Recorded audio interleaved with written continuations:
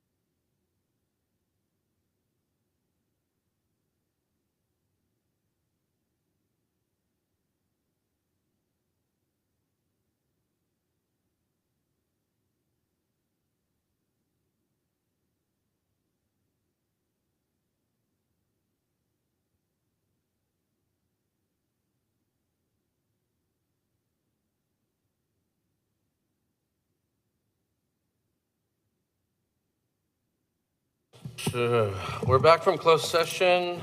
Item 4, open session, public reportable action taken in closed session pursuant to Government Code Section 54957.1. John? Mr. Mayor, there was no reportable action taken in closed session. Well, shucks. Then let's adjourn to the regular meeting. At this point, the mayor calls the meeting to order. Good evening and welcome to the Mountain House City Council meeting for Wednesday, October 22nd, 2025. There's seats up here, up there. You gotta be in the front if you come late.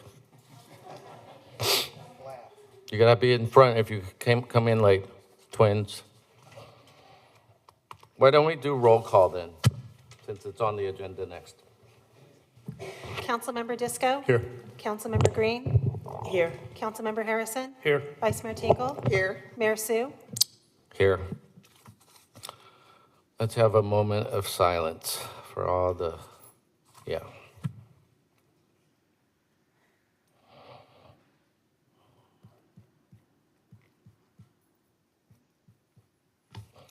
Okay, today let's have Councilmember Green. Why don't you lead the pledge? Pledge allegiance to the flag of the United States of America and to the republic for which it stands, one nation, under God, indivisible, with liberty and justice for all. Thank you.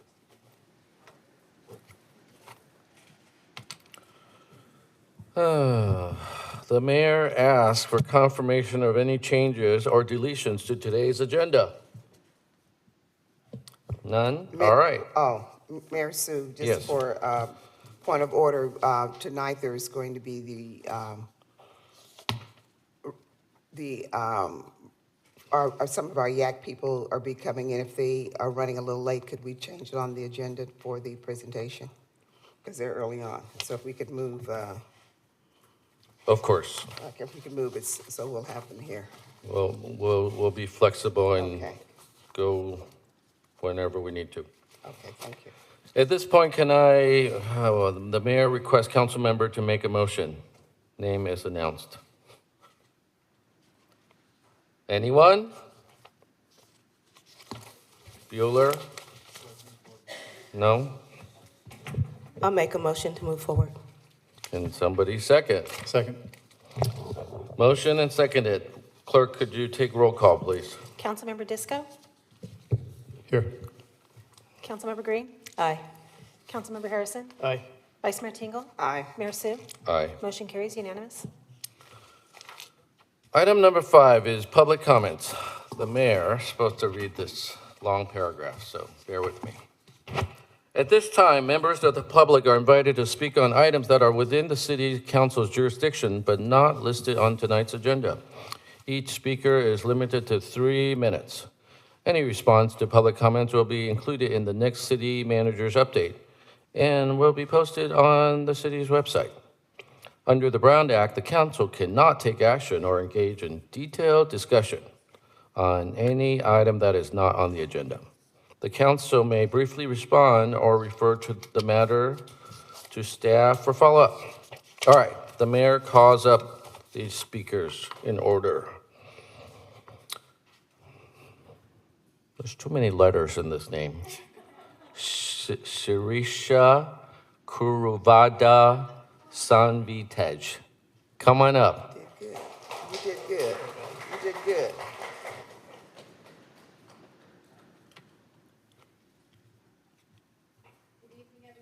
Oh, Okay, there you go. yeah. Good evening, and thank you for your time. My name is Sarisha, and I'm part of Central Valley Hanson Mountaineers, which is known as CVHM. I'm honored to be here today alongside of our partners, SWAM, Youth Association, a club of Mountain House High School.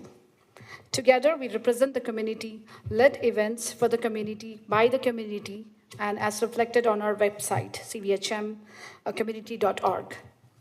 Over the years, CVHM has proudly worked to build unity, culture, connections in Mountain House through meaningful events. In 2023, we organized a block party and holiday party, bringing together families to celebrate, engage, and support one another. In 2024 and 2025, we continued this tradition by hosting Ganesh Utsav, a festival that celebrated culture, tradition, and inclusivity, welcoming residents from all backgrounds to participate in service and joy.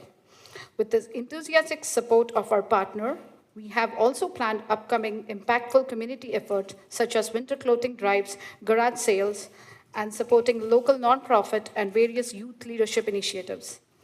At this time, I would like to invite Ms. Sanvi Tej to share a few words about the SNAP Youth Club and their contribution. Hello, City Council members.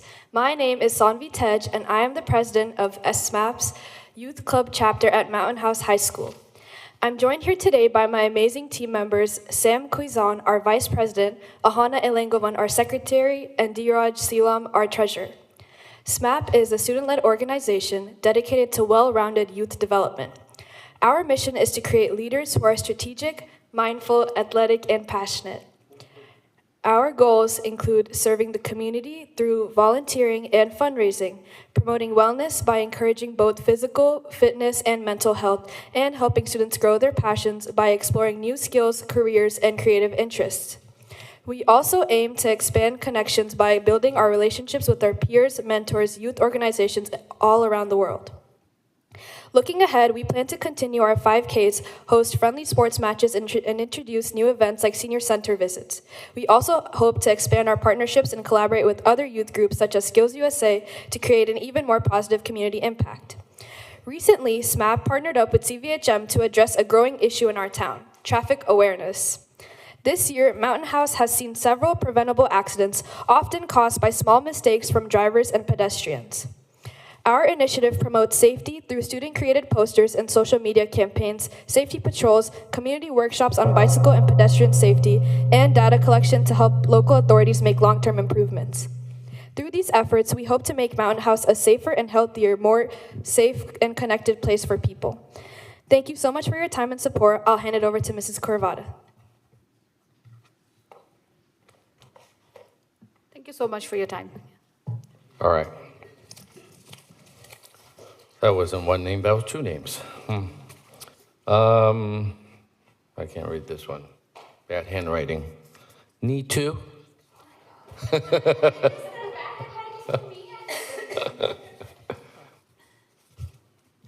All right. Good evening, everyone. Good evening, Mayor, council members, and city staff. I'm back here again, as always.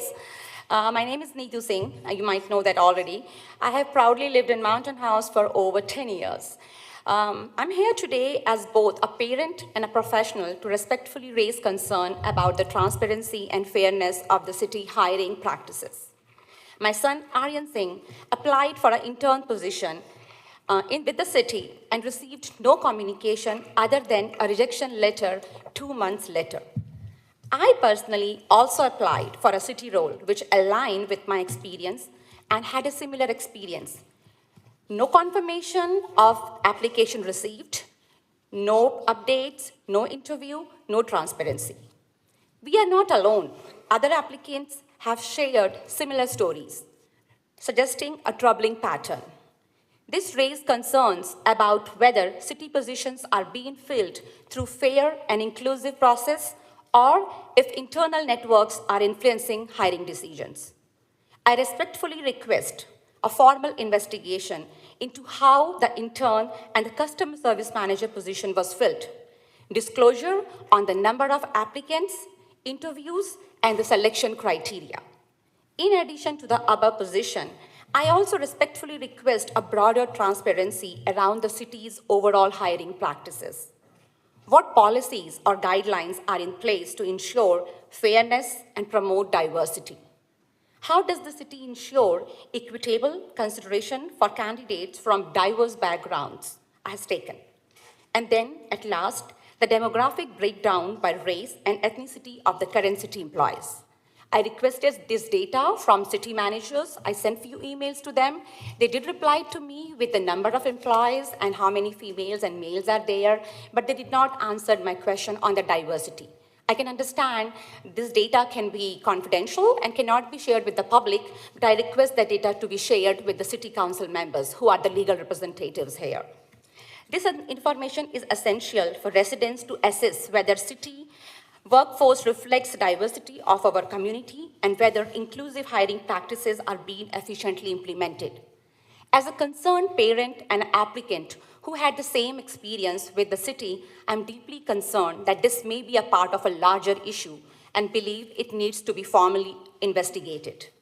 Please note, city officials may reference emails sent to me, but those were only in response to my personal outreach. I'm raising concern about the general lack of communication and transparency in the city's recruitment process. Thank you for time and consideration. Any questions for me?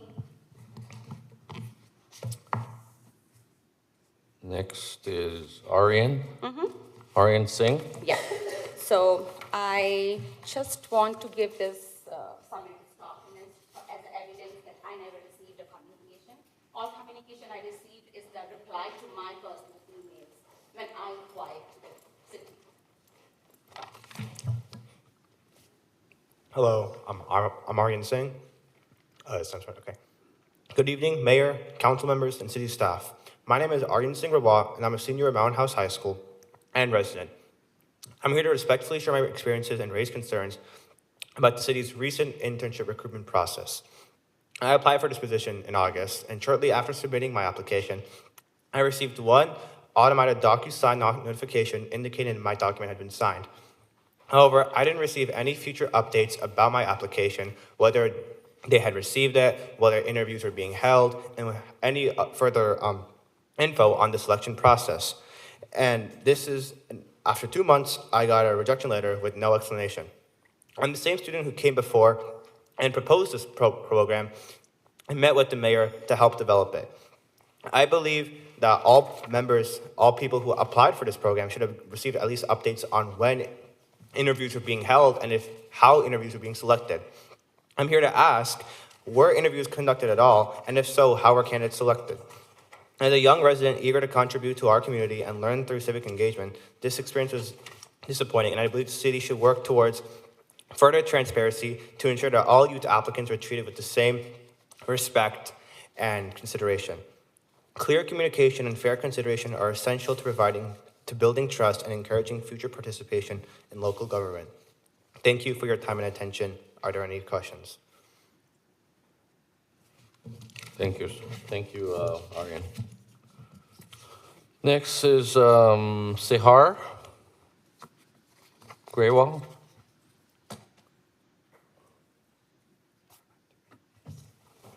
Is it one for each person? Okay.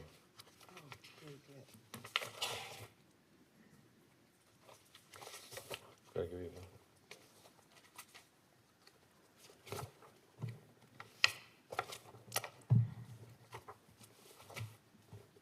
Hello, respected Mountain House Council members. My name is Sahar Gerwal, and I'm currently a senior. I've lived in Mountain House for 17 years. I'm also enrolled in early college program at Delta, where I excel academically and participate in sports. In my free time, I love to volunteer within our community, and as of today, I've completed more than 300 hours of community volunteering services. On August 13, 2025, I submitted an online application for the intern position with the city, whereby I received immediate confirmation via DocuSign that my application has been received. However, on August 8th, 2025, I received a rejection email from Ms. Nicole Adamo, which did not include a valid reason for the decision. This outcome was disappointing. Between August 13, 2025 and October 8, 2025, there was no additional correspondence from the city office regarding this position. The reason I'm addressing this matter is because I believe that the proper procedures may not have been followed during this process. I come from a family of civil servants. My maternal grandfather retired as chief of police. My father works for the Santa Clara County, and my mother has worked with other cities over many years. Through them, I have learned the importance of due process and adhering to established policies and protocols. In this case, I feel that due process was not observed. I'm requesting formal information in writing from city regarding the process that was followed. Following are my concerns. Number one, I would like to know the selection and recruitment criteria city is using to hire interns and what was used for this particular intern position. Number two, were there any candidates formally interviewed? Number three, were they selected on personal preferences without due process? And number four, how many total interns were finally selected and hired from the total applicant pool? I missed this opportunity because the city either failed to follow established procedures or currently does not have any in place. The intention of this public comment is to help ensure that future students do not face similar issues. Looking forward to a response in a timely manner. Please add this public comment to today's general meeting record. I've provided a hard copy with supporting documentation. Thank you. Any questions I can answer? Thank you. All right. I think that's it, right? Let's move on to the next item. Again, staff will follow up with the reply to the questions or follow up with the questions. All right, item 6.3. We're going to do 6.3 first. Okay, then we'll back up. Thank you, Mayor. Lammersville Unified School District.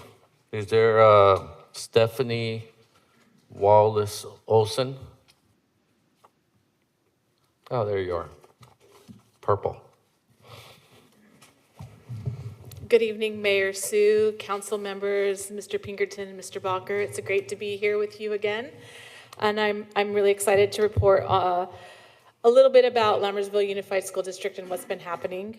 As of last Friday, we have 8,099 students in our district.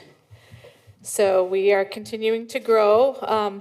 The growth has slowed down a little bit, but as the houses continue to be built, we'll see that increase. And last time I was here, we announced that the new elementary school, Pombo Elementary School, will be the Pombo Pumas with a dark blue and red color scheme for their colors. And this week I can share that it's gone vertical. So there are some, you can see the beginnings of the school now. It's not just all the groundwork. So that's kind of exciting too. I encourage everyone to drive by and check it out. And the Roebling Construction Company is working really hard to make up for lost time through the approval processes through the DSA. And so we're excited about that. And I have another really exciting thing to share, which is going to be done in parts. This time I'm just going to share one thing because Assistant Superintendent Sharp will be giving us more information at an upcoming meeting. But we have our CASP scores back, and in science, math, and ELA, we've improved. We've done better. But I'm going to speak about science tonight. we blew all the other East County schools out of the water. And we by a significant amount. And last year, 60% of our students were proficient or above proficient in science, and this year it was 65%. So a 5% jump at that level is very significant, and so I just wanted to recognize the work that the district staff is doing to really encourage science instruction and growth in that area and reach every student. And we definitely probably will, be looking to find a new target at some point, because for those who don't know, Lammersville Unified School District is ranked #1 in the county, so we set our sights on other districts in the East Bay. And now we're catching them, surpassing them in science.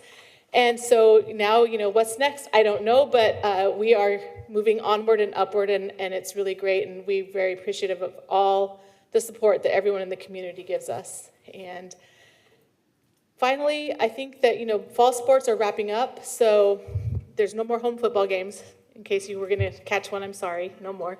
But we have a few more tennis matches, water polo's in the thick of some playoff games, and winter sports will be starting up really soon. So we'll have basketball, wrestling, soccer, and I'm not sure if I'm missing one, but we'll have a lot of fun there too at the high school. So we hope that you'll catch some of the events, and the most upcoming event will be a haunted house on the 30th at the high school that we hope you will attend.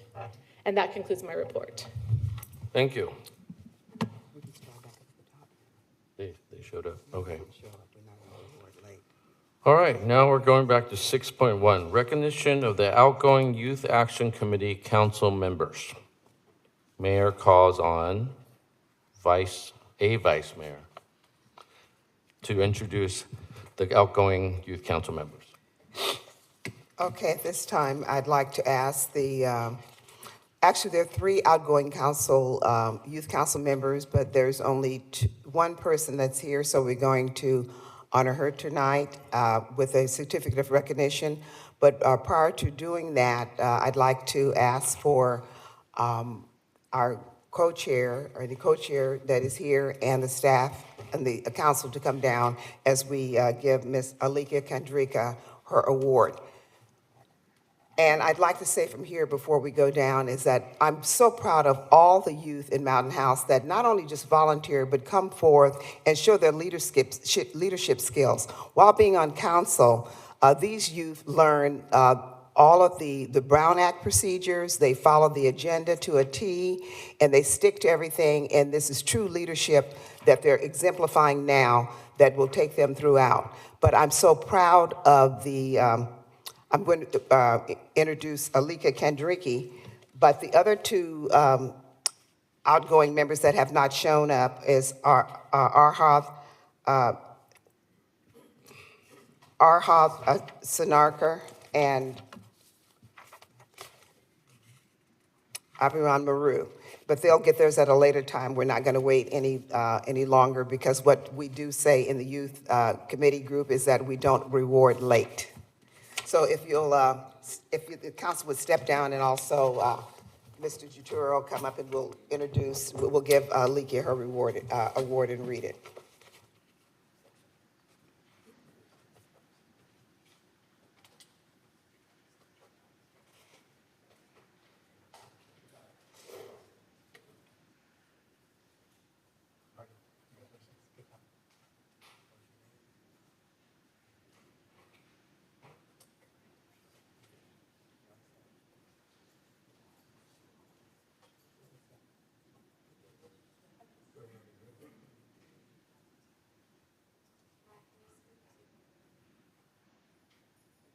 Before you take pictures, I'll read this.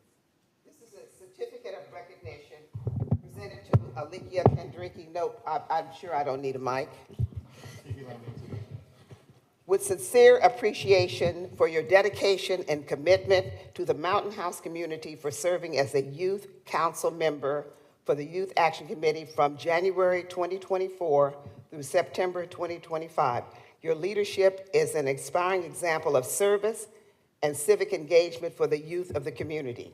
This presented this 22nd day of October 2025 on behalf of the City Council and the City of Mountain House, signed by your mayor, our mayor, Mayor Andy Sue, and myself, Bernice King Tingle, vice mayor, and also chair of the youth. And so we want to acknowledge you, but I just want to say personally, this young lady has given a lot of dedication and time to the community, helping every organization that has called upon her help. She's truly a giant in our community, and I know she will go forth. She's only in the 11th grade, so we have one more year to bleed her.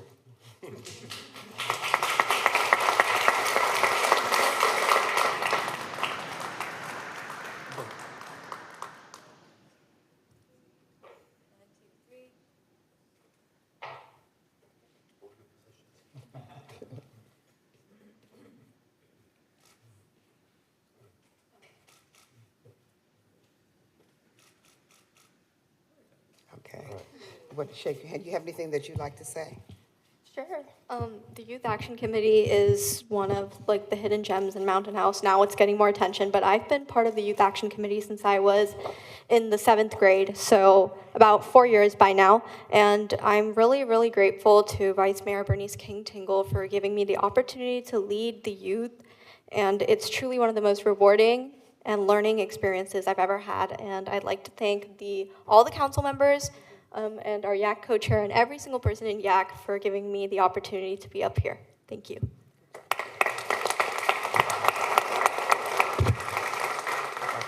everyone get a chance to shake their hand? Thank you. Oh my gosh. Good job. Thank you.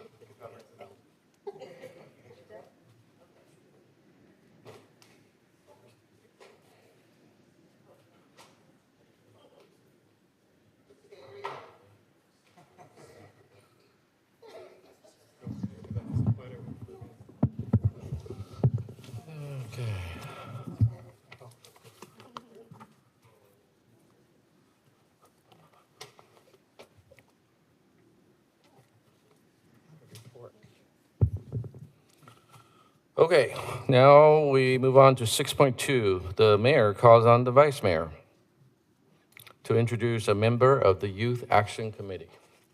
At this time, I'd like to call Donica Hoa up to the microphone.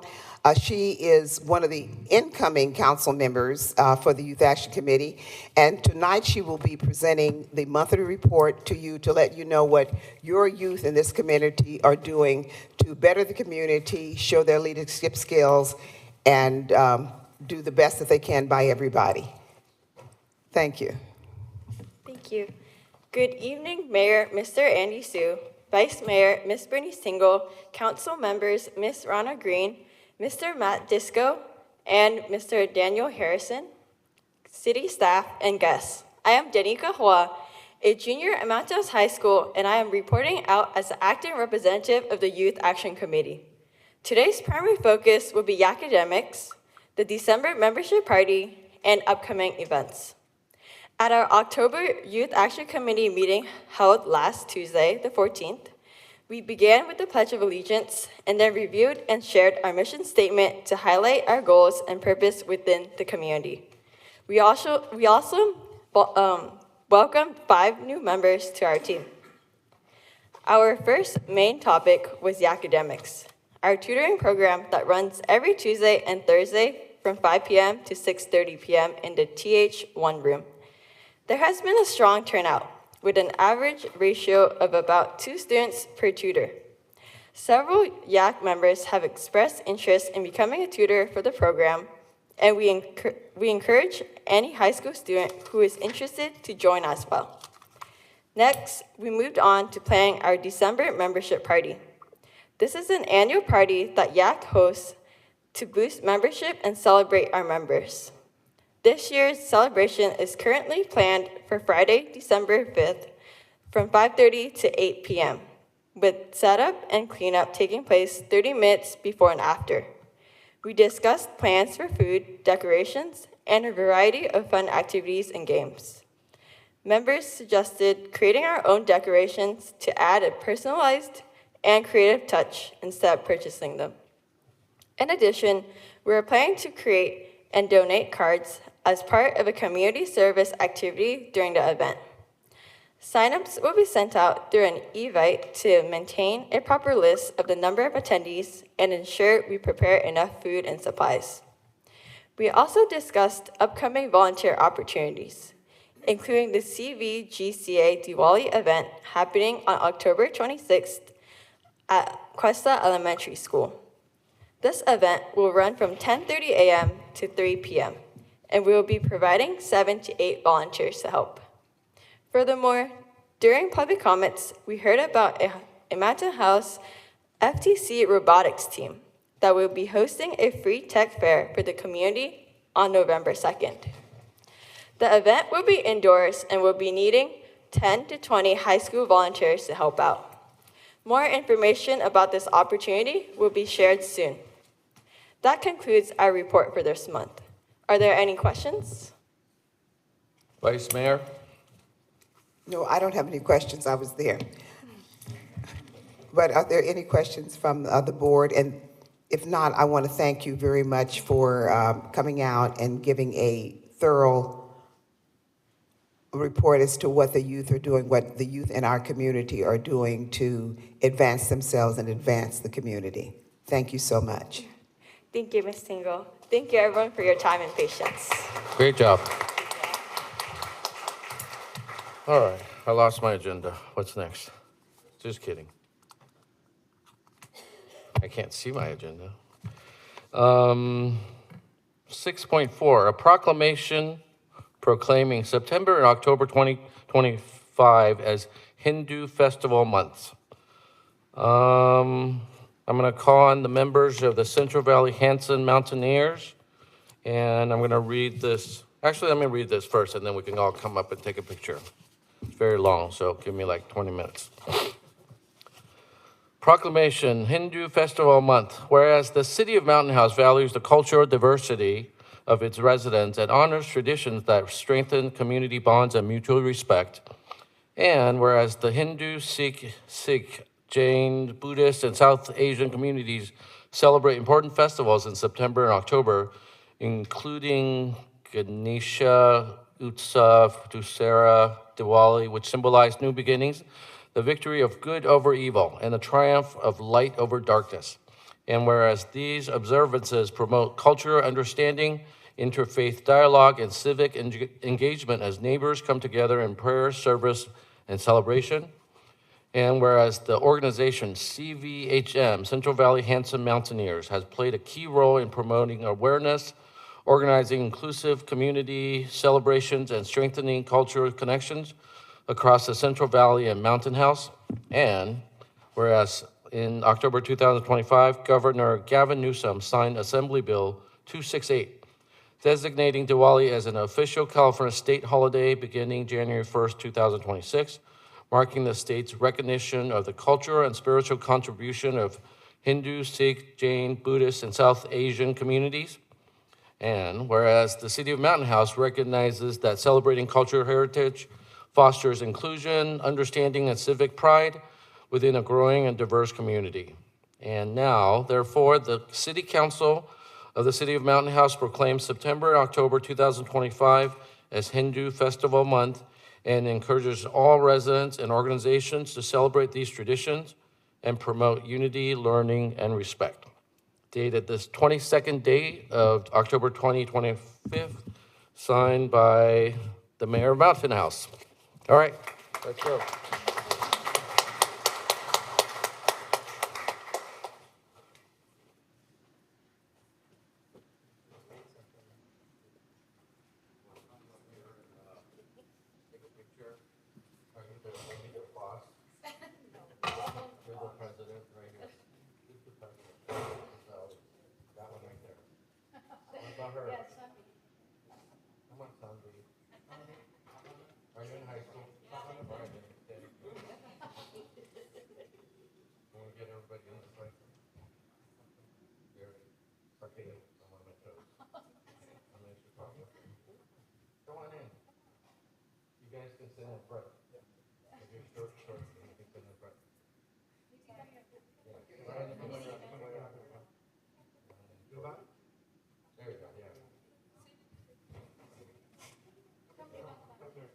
Good? Come on, you can stand right in front of us. You won't even block me. Two phones at once. Brian, you're off center, Brian. Simultaneously? Wow. Can you do three thumbs? All right. Wait. Don't go. One more. Wait, where are you going? Hold it, yeah. Yeah, hold it, yeah, right in there. There we go.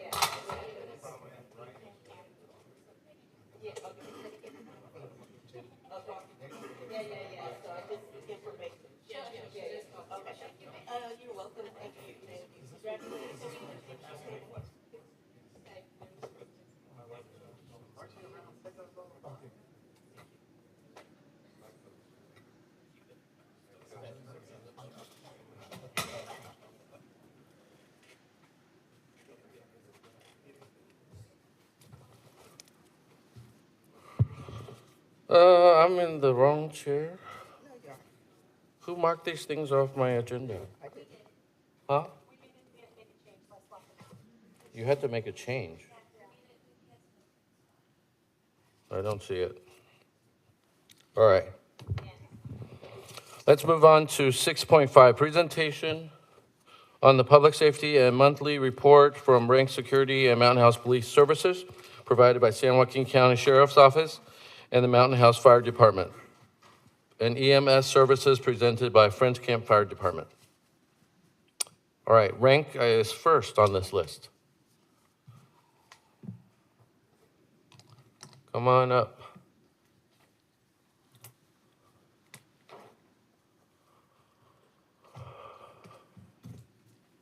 There we go. Evening, Mayor, Vice Mayor, fellow council members, and staff. I have our monthly report. Oh, forgot the clicker.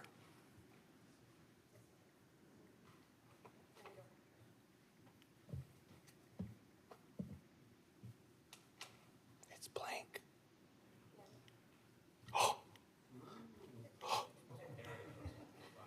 Oh, okay. I'm not up to the speed on that. Okay, so we have a total of 524 calls for service. You want to go back? It doesn't have a back button, only forward. So you'll see the numbers in red. That was from last year's for this month. So this month we have 4 trespassing, 3 suspicious person, 2 traffic accidents, 12 suspicious vehicles, 8 alarm calls, and 3 traffic control. Last year was 327 calls for service. School area observations. Now the numbers in red here are from last month. We have 25 helmet violations that we observed, 19 dropping kids off in the roadway, and 60 kids not using the crosswalk. We have 3 park hour violations and 79 park restroom security checks. We did do the security and traffic control and road closures for the Mountain House High School homecoming parade.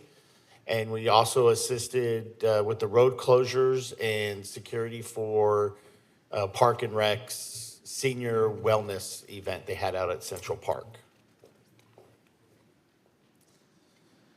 We're still offering free vacation checks with the new city website. They will find more information on that once the website gets up, that they can schedule their vacation checks. And that's my presentation. Any questions? No?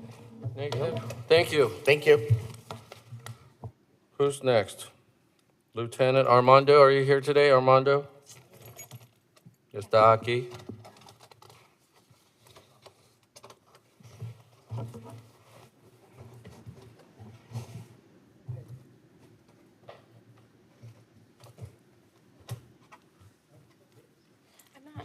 trying to fix it.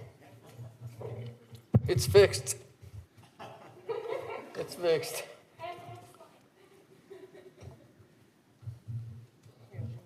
I don't need it. I don't listen anyways.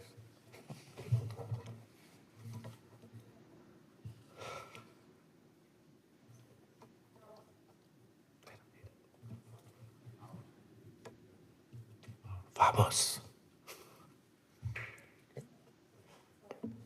There we go. Good evening, Mayor, Vice Mayor, City Council members. I'm here to give the stats from this past month, September 2025.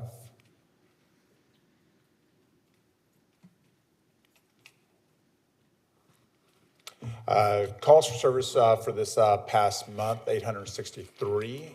The numbers in red are going to be the previous month, so that's compared to August of 2025.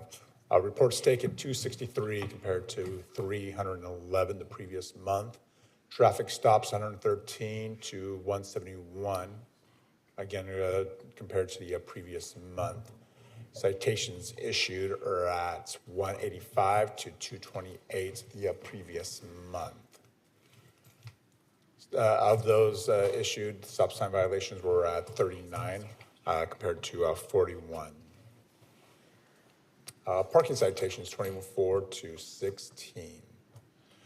Physical arrests are actually at 9 for this previous month, not 6 compared to 4 the previous month of August. Total of 4 other assaults. So those are simple batteries. Helmet violations 1, and vehicle accidents 15, down from 22 the previous month. Property crimes about steady, up 1 more additional compared to August. So from 19 to compared to 18. Just reminding people, the e-scooters and license requirements, helmet requirements, those are all being posted again via Facebook, the city newsletters, street posters, and the city's website as well. Community outreach, we did participate in, obviously, Coffee with a Cop this past month. And last meeting, I spoke about the motor competition that also took place. We do have a new deputy replacing Deputy Brianna Leary. The new deputy joining Mountain House Police Services is Deputy Jacob Salvador. And that's his probably day 1, phase 1 photo there. Quick reminder, we did have a small uptick this past month on thefts from vehicles and from porches. And about 90% of those thefts were from unlocked cars. So again, please, citizens, please lock your cars, remove wallets, any valuables, laptops out of the vehicles, and please don't leave any bikes, e-bikes, scooters, anything out on your front porch. I know the city is pretty safe compared to other communities within the county, but you're still kind of rolling the dice when you're leaving your cars unlocked and property out on the front porch and front lawns. And that will conclude this report. Questions? I can't see. No, you're safe. Safe until next month.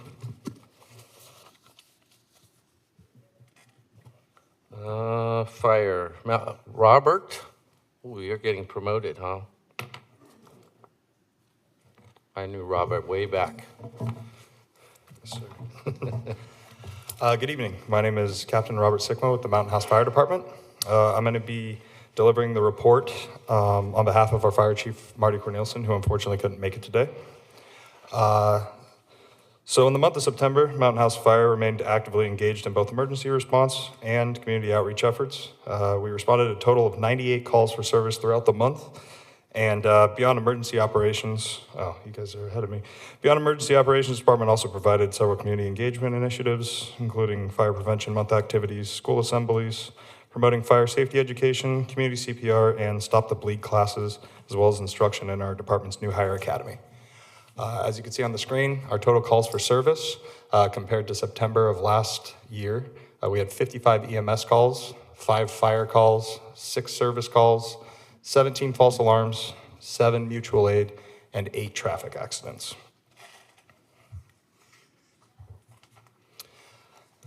As I mentioned earlier, we put on CPR and stop the bleed classes like we do routinely. We've been doing this for years. Those are free classes that are available to anyone who's interested. If anyone is interested in taking future classes, be sure to sign up on our website. We also went through our recruit academy, which took place in the majority of the month of September, which finished up early October. We have 4 new guys who are out on the line right now. They're doing well, getting trained. Fire Prevention Month. So it's an extension of Fire Prevention Week, which usually takes place in the 2nd week of October. In September, we have preparation for Fire Prevention Week with assemblies that we go to. We visited all, it's actually a typo, that should be 8 elementary schools within the Lammersville School District. We were focusing on fire prevention, fire safety topics. We do a little presentation for all the children, answer any questions that they have. We also attended the Altamont Patriots Day presentation, as well as Cuesta's Waterpalooza, where we went out and sprayed water for the kids. It's always a big hit. We also participated in the homecoming parade for Mountain House High School as well. And I also wanted to extend a thank you to all of you who made it to our pancake breakfast, which happened a couple weeks ago, the details of which will be in next month's board report for October. Does anyone have any questions? All right. All right, you're safe too. Moving on. I think that's it for item 6.5. 7.1, approval of minutes from September 25th, 2025. Anybody? Yeah, I'll make a motion to approve the 7.1 minutes of September 25. Second. Do you want to approve the whole consent calendar? If you look down at the bottom of the... Oh, yeah, that, approve the entire consent calendar, I mean? Yeah. Can I get a second? Second. That sounded kind of like Matt. Second. All right, roll call. Councilmember Disco? Aye. Councilmember Green? Aye. Councilmember Harrison? Aye. Vice Mayor Tingle? Aye. Mayor Sue? Aye. Motion carries unanimous. Some things about maps. All right, we will now move to item 8, City Council Policy and Action Items.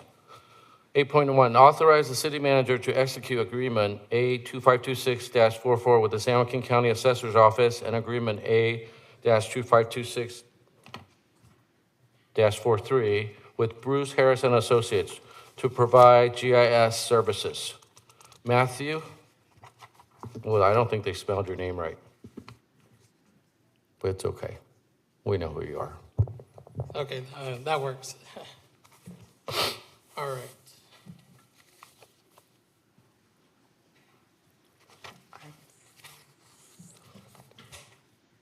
All right, so item 8.1 today is to adopt a resolution authorizing the city to enter into 2 agreements for GIS services.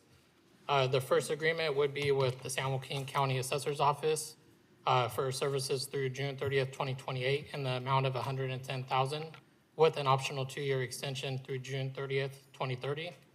And that would come with an additional amount as well if needed for $50,000. For a total amount, if extended, of $160,000.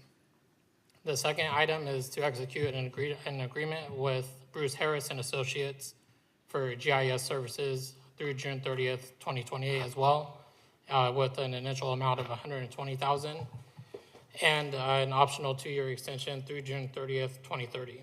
And that will come with the option to add additional funding if needed for $80,000 for a total contract amount of $200,000. The third item is if needed and necessary for the city manager to execute the agreements if any modifications are made after tonight's action. and then also to give the city manager the authority to just carry out the purpose and intent of this resolution. So some background here is GIS. Many are familiar with it, but it captures, stores, and analyzes geographical information. And the county has supported Mountain House since 2013, prior to incorporation. And in order to prepare for incorporation, the county assessor's office and Mountain House Community Service District both mutually agreed that both would benefit from an independent Mountain House GIS platform. So that leads to, on May 11th, 2023, the Board of Directors approved a 2-year agreement in the amount of $297,000, and approximately about $140,000 of that has been spent to date. Bruce Harris and Associates was previously a vendor under the county and still is, and they supported the county in us developing a parcel viewer and data hub platforms. Not yet publicized with very much advertisement because there's still work to be done to polish it up, and that's also kind of why we're here today. So another part of that original agreement is that it didn't initially include ongoing maintenance and support post-incorporation.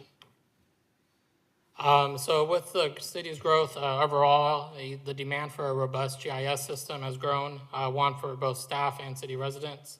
It offers an interactive mapping tool, as mentioned, for staff, but also residents to map out and check their zoning zoning data and see what kind of permits they may qualify for, and then just gives staff a great tool to monitor infrastructure and development.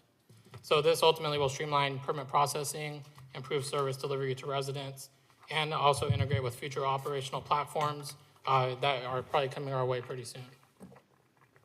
And that to the left there is an image just kind of outlaying the zoning from our GIS system. And so that's kind of one of the features there. So the assessor's office, they've been a great partner with Mountain House and have been fundamental in getting us to this point. And establishing a new agreement with them will allow us to maintain equal data sets across the board and stay aligned with the overall county goal in having a fundamental GIS platform. And then to carry out some remaining implementation stages, there'll be joint oversight from both the city and the county to execute those, utilizing Bruce Harris and any other resources. And then some of the tools that we've done or established so far, just quick little snippets, is if we need to monitor items in the field, such as fire hydrant inspections, or even sewer lines, water lines, we're able to do that. But I'm trying to bring that more to the front line so we use it and not have to rely on other resources as often. So Bruce Harris and Associates can be referred to as, will probably often be referred to as BHA. Many cities have their own GIS dedicated staff. So that's where they will come into play, is they're gonna be our GIS specialists on call for services as needed, whether it's monthly updates, routine updates, annual updates, from minor to super complex configurations. And then something that's on the horizon is for them to establish a mobile support system where staff can go into the field and make live updates while doing inspections, or just any type of field work. And then to the left there is actually for water meters. So if there's misplacements of certain items, they could adjust that on the spot. Then it would be validated. But those are kind of the things that we're aiming for. With proposing these two agreements, they are complementary to each other, but both very distinct to themselves.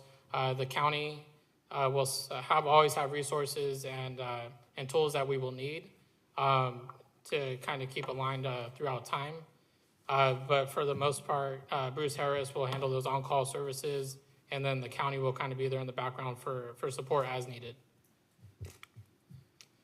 So the fiscal impact, so the initial agreement, again, with the county assessor's office will be for $110,000. And then the initial portion for Bruce Harris and Associates will be $120,000. And then if needed, and depending on where we are with the internal staff possibly, we'll renew those agreements for an additional 2 years. And then the total combined amount over the long term would be $360,000.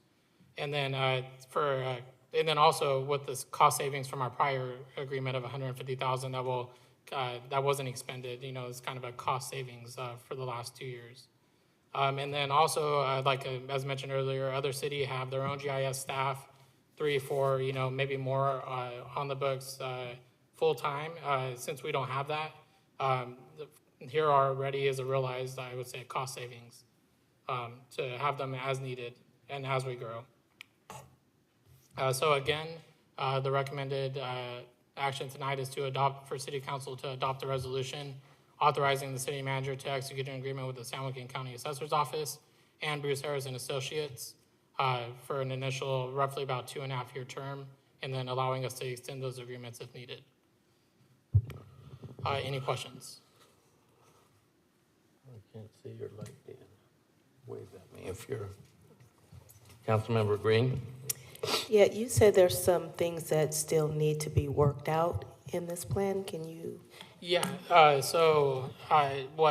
we never had our own independent GIS consultant and never had GIS staff on hand to perform needed updates. So in terms of polishing up to make it ready for the public, it's already available to the public, but with zoning updates such as that, that's going to be a more immediate process to be established with Bruce Harris and Associates, so that we stay up to date and we pretty much just remain up to date, and we don't have, and staff themselves could have confidence in the data that's there. So it's just kind of more of a lack of staffing issue that kind of came across, and the county only has their limited amount of resources as well, and they aren't fully able to support us on that technical side of items as needed.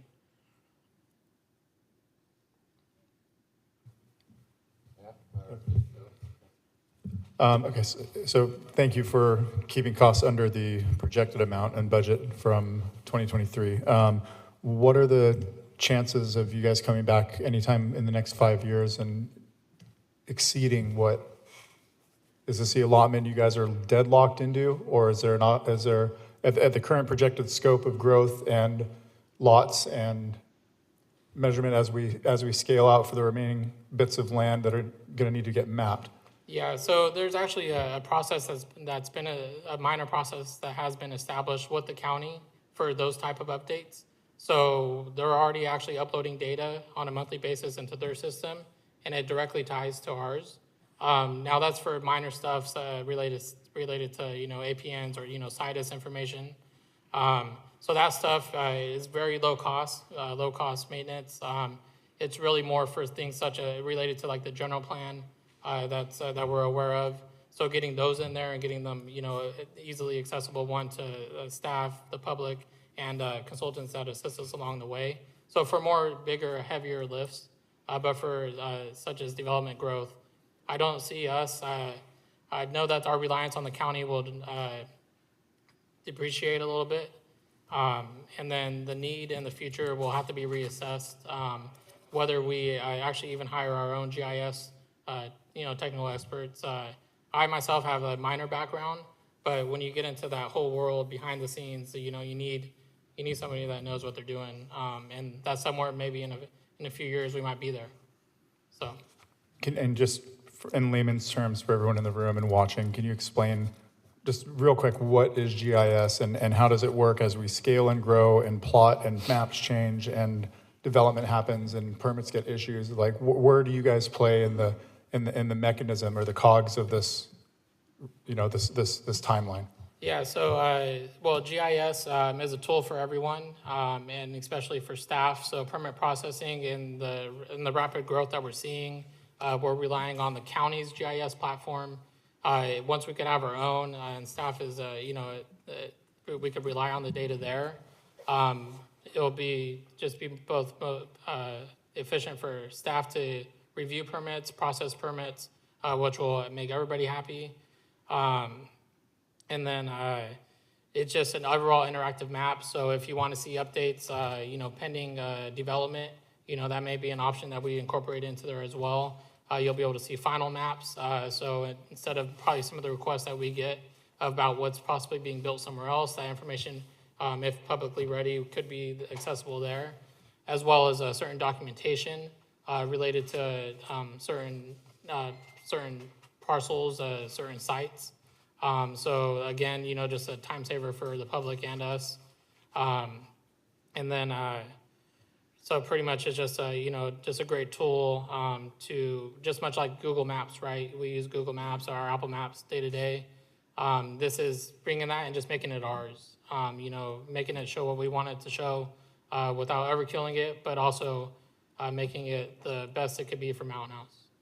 It's really like Google Maps with 50 additional layers of information. So when somebody's digging, in the old days, someone would have to go into the engineer's office and dig through 50 sets of plans to figure out exactly where the sewer line is and its depth and things like that. Now, in the field, you can just pull up the GIS map and it tells you exactly where the existing facilities are. So that's very important. But there's so many other tools. You can do everything from crime analysis to just figuring out identify all the lots that have ADUs, or where the water lines are going.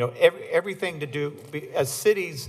We're more than just a business. We're tied to the land. Everything we do is tied into what's in the ground, and even more importantly, what's underground. So it's essentially a digital database of every city asset and every city activity. Yeah, that's the higher level I was looking for. Thank you.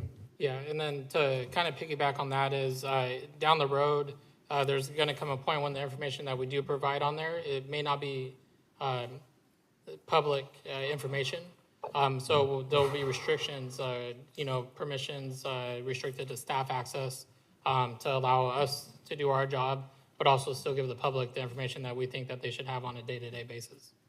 So. Thank you, sir.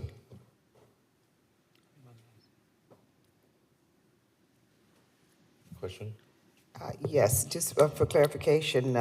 So with this GIS information system, with the overlay of what's going on, will that help those that work with CCNRs to get a quick overview without going out some of the things that people may be complaining about, or doing a visual check of what's going on property? Will they have access to the data to work with them? Yes. So as of right now, the portion that we want to be public, it will be available to everyone. So right now on the staff report, there are links to what we do have available, public facing. So that's where that's open, able to share with anybody, however they may be able to utilize it. And then as we add layers and other useful information to it, there'll be, update notifications and things like that to see how different, vendors or areas may be able to utilize it. And then we'll also take feedback as well. So if, there's an area or a layer that they want, we'll look into that. And related to the master restrictions, in addition, as you know, there are some parcels that are also in condominiums or some other shared interests. So if you're in a neighborhood where, let's say you have private streets or something like that, it's now mapped into the system. If you are in if you're in an HOA with your own restrictions just for your neighborhood, that all can be displayed within the system as well, which actually comes in very handy for our code officers so that they can distinguish and know, okay, there's the city issues, we are getting a call, but sometimes the person needs to be informed you have an issue, but that's probably related, your neighborhood is in a homeowners association that's separate from the master restriction. So we've got that layer in there now where we can pull up and show you where the homeowners associations are. Because it's not just Cambridge, there's other, some of these 5 units that share roads and things like that that are actually in homeowners associations. So it's just a hotbed of information. I said CCNRs, but I really did mean code enforcement. Okay. Yeah, so and the possibilities are really endless. It's really just depends on the manpower that we have to get the information in there. All right. Public comments? None. Back to the council. Any more discussion or a motion? Motion? I'll make a motion that we approve item 8.1, the Geographic Information System Services. I'll second that. All right, roll call. Councilmember Disco? Aye.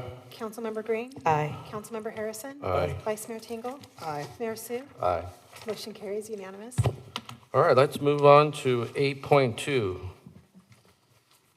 And that is me again. Adopt a resolution approving recommended park restroom locations and authorizing the filing of notice of exemption number NOE-PW 0325. Matt, you? All right, so this item, 8.2, is to adopt a resolution approving park restroom locations and a notice of exemption, PW 0325. So there's that. So in February 2025, earlier this year, council directed staff to explore options for neighborhood parks at Wickland, Bethany, Altamont, and Cuesta. And pretty much, and then come back with designs and recommendations.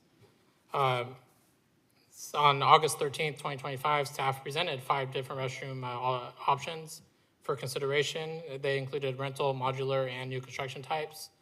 And then following that meeting and public comment, council discussion, direction was given to staff to further evaluate the standard plum restroom concept and identify feasible location sites at these parks. So the locations were evaluated based off proximity to existing utilities, accessibility, and just overall practicality, and while also taking into account cost and looking for the most cost-effective location. And then just to touch on it, on the left, on that image there, that's actually from our GIS platform, and that shows some of the plumbing, manhole covers, and other sewer information that we have available in our system. So I'm going to go through each park briefly, and then we can circle back if needed. Wickland, we had 3 options that were feasible, and our staff recommendation for all these locations is option 1. And then if needed, once a little bit more discovery is done and a little bit more evaluation, if needed, we may adjust these locations based off staff recommendation. But right here for Wickland, so option number 1 would be the choice. Bethany, here we have 2 options, and then option one being the choice again. It's within real close proximity to utilities and a water connection. So the construction and cost and timeline should be decent. Altamont, we have 2 options again. So option number 1, kind of the same thing across the board. The proximity to utilities is the trend that we were looking for, while also just making sure that we don't interfere with any roadways or block any pathways to the sports fields. Cuesta, right there, option 1 as well. So tucked away in the corner, and that would be our recommendation for this as well. And then the notice of exemption, public work, PW 0325, under the California Environmental Quality Act, known as CEQA. We have this form attached to the agenda today, and upon the action taken today, we will file this with the San Joaquin County Clerk's Office. And pretty much what this summarizes is that there's no significant environmental impacts anticipated. Since we're building within existing park boundaries and we're connecting to existing sewer lines and connection lines, we're not building anything that's not already there, except for the restrooms on top of the surface, of course. So the next milestone is the design. Some designs were featured at the August 13th meeting, but after further evaluation, further staff evaluation, it was decided that the 2-unit traditionally constructed restroom would provide a higher quality, longer lasting, and more cohesive amenity and align with existing parks. The image there is from one of our neighborhood parks already. So we would pretty much replicate that to the closest based off the sites and the amount of space that we have to work with. And then so costs right now, until we move to the next stage, we will not have those final numbers. but going from the 1 unit to 2 unit suggests that the cost will be higher.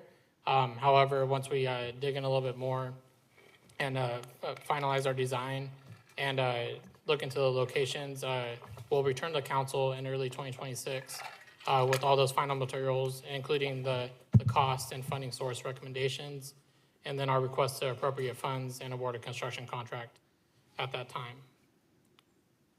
So again, the recommendation is for City Council to adopt a resolution authorizing the city manager to approve option 1 as the recommended restroom locations at Wickland, Bethany, Altamont, and Questa neighborhood parks, and then authorize staff to make minor location adjustments during design if such refinements, and improve constructability and overall address the site conditions better.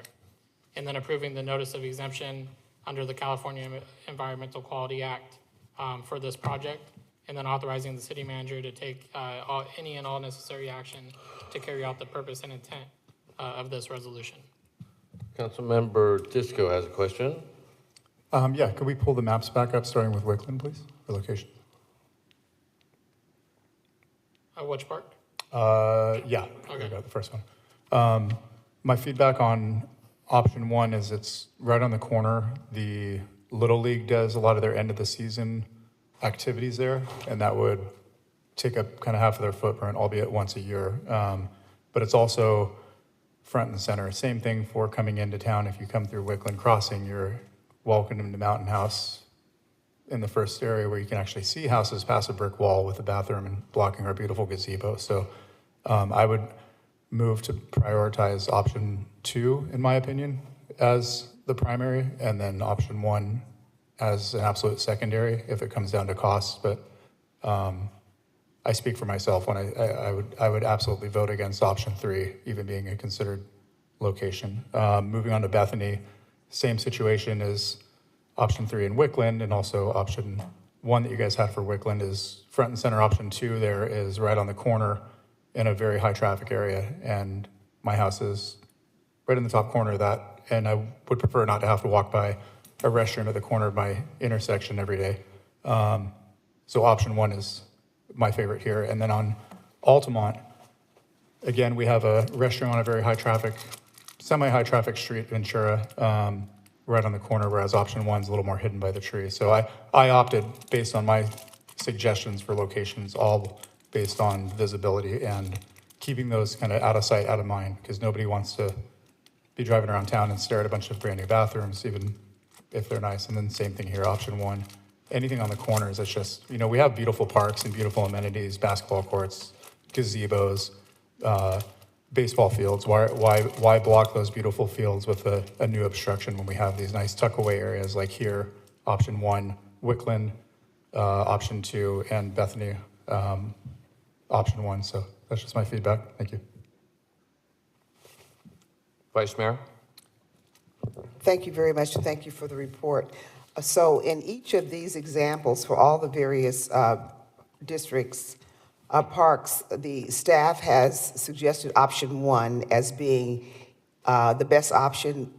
As I take it that option 1 is a lower cost for each of the areas? Yes, so it would be expected to be the lower cost option, and then also trying to take it into account visibility from adjacent homes. And then another consideration is right here on option 2, to the left, for example, there's a roadway right there. So once the measurements really get done, we would obviously want to make sure that we don't obstruct any cars entering and exiting, and make sure people could travel safely around the park as well.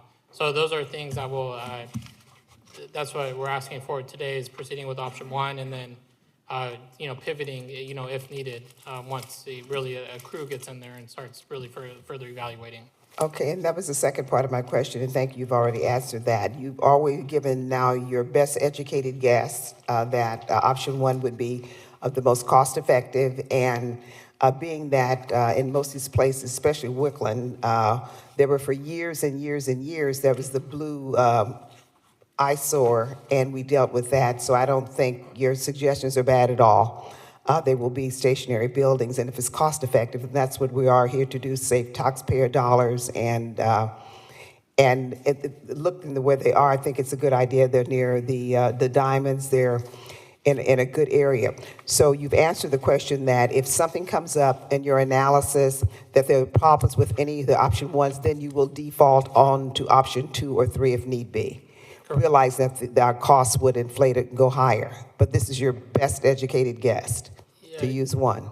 Yes, the cost, that's also where we will return to council with our final cost estimates based off going further in the procurement process.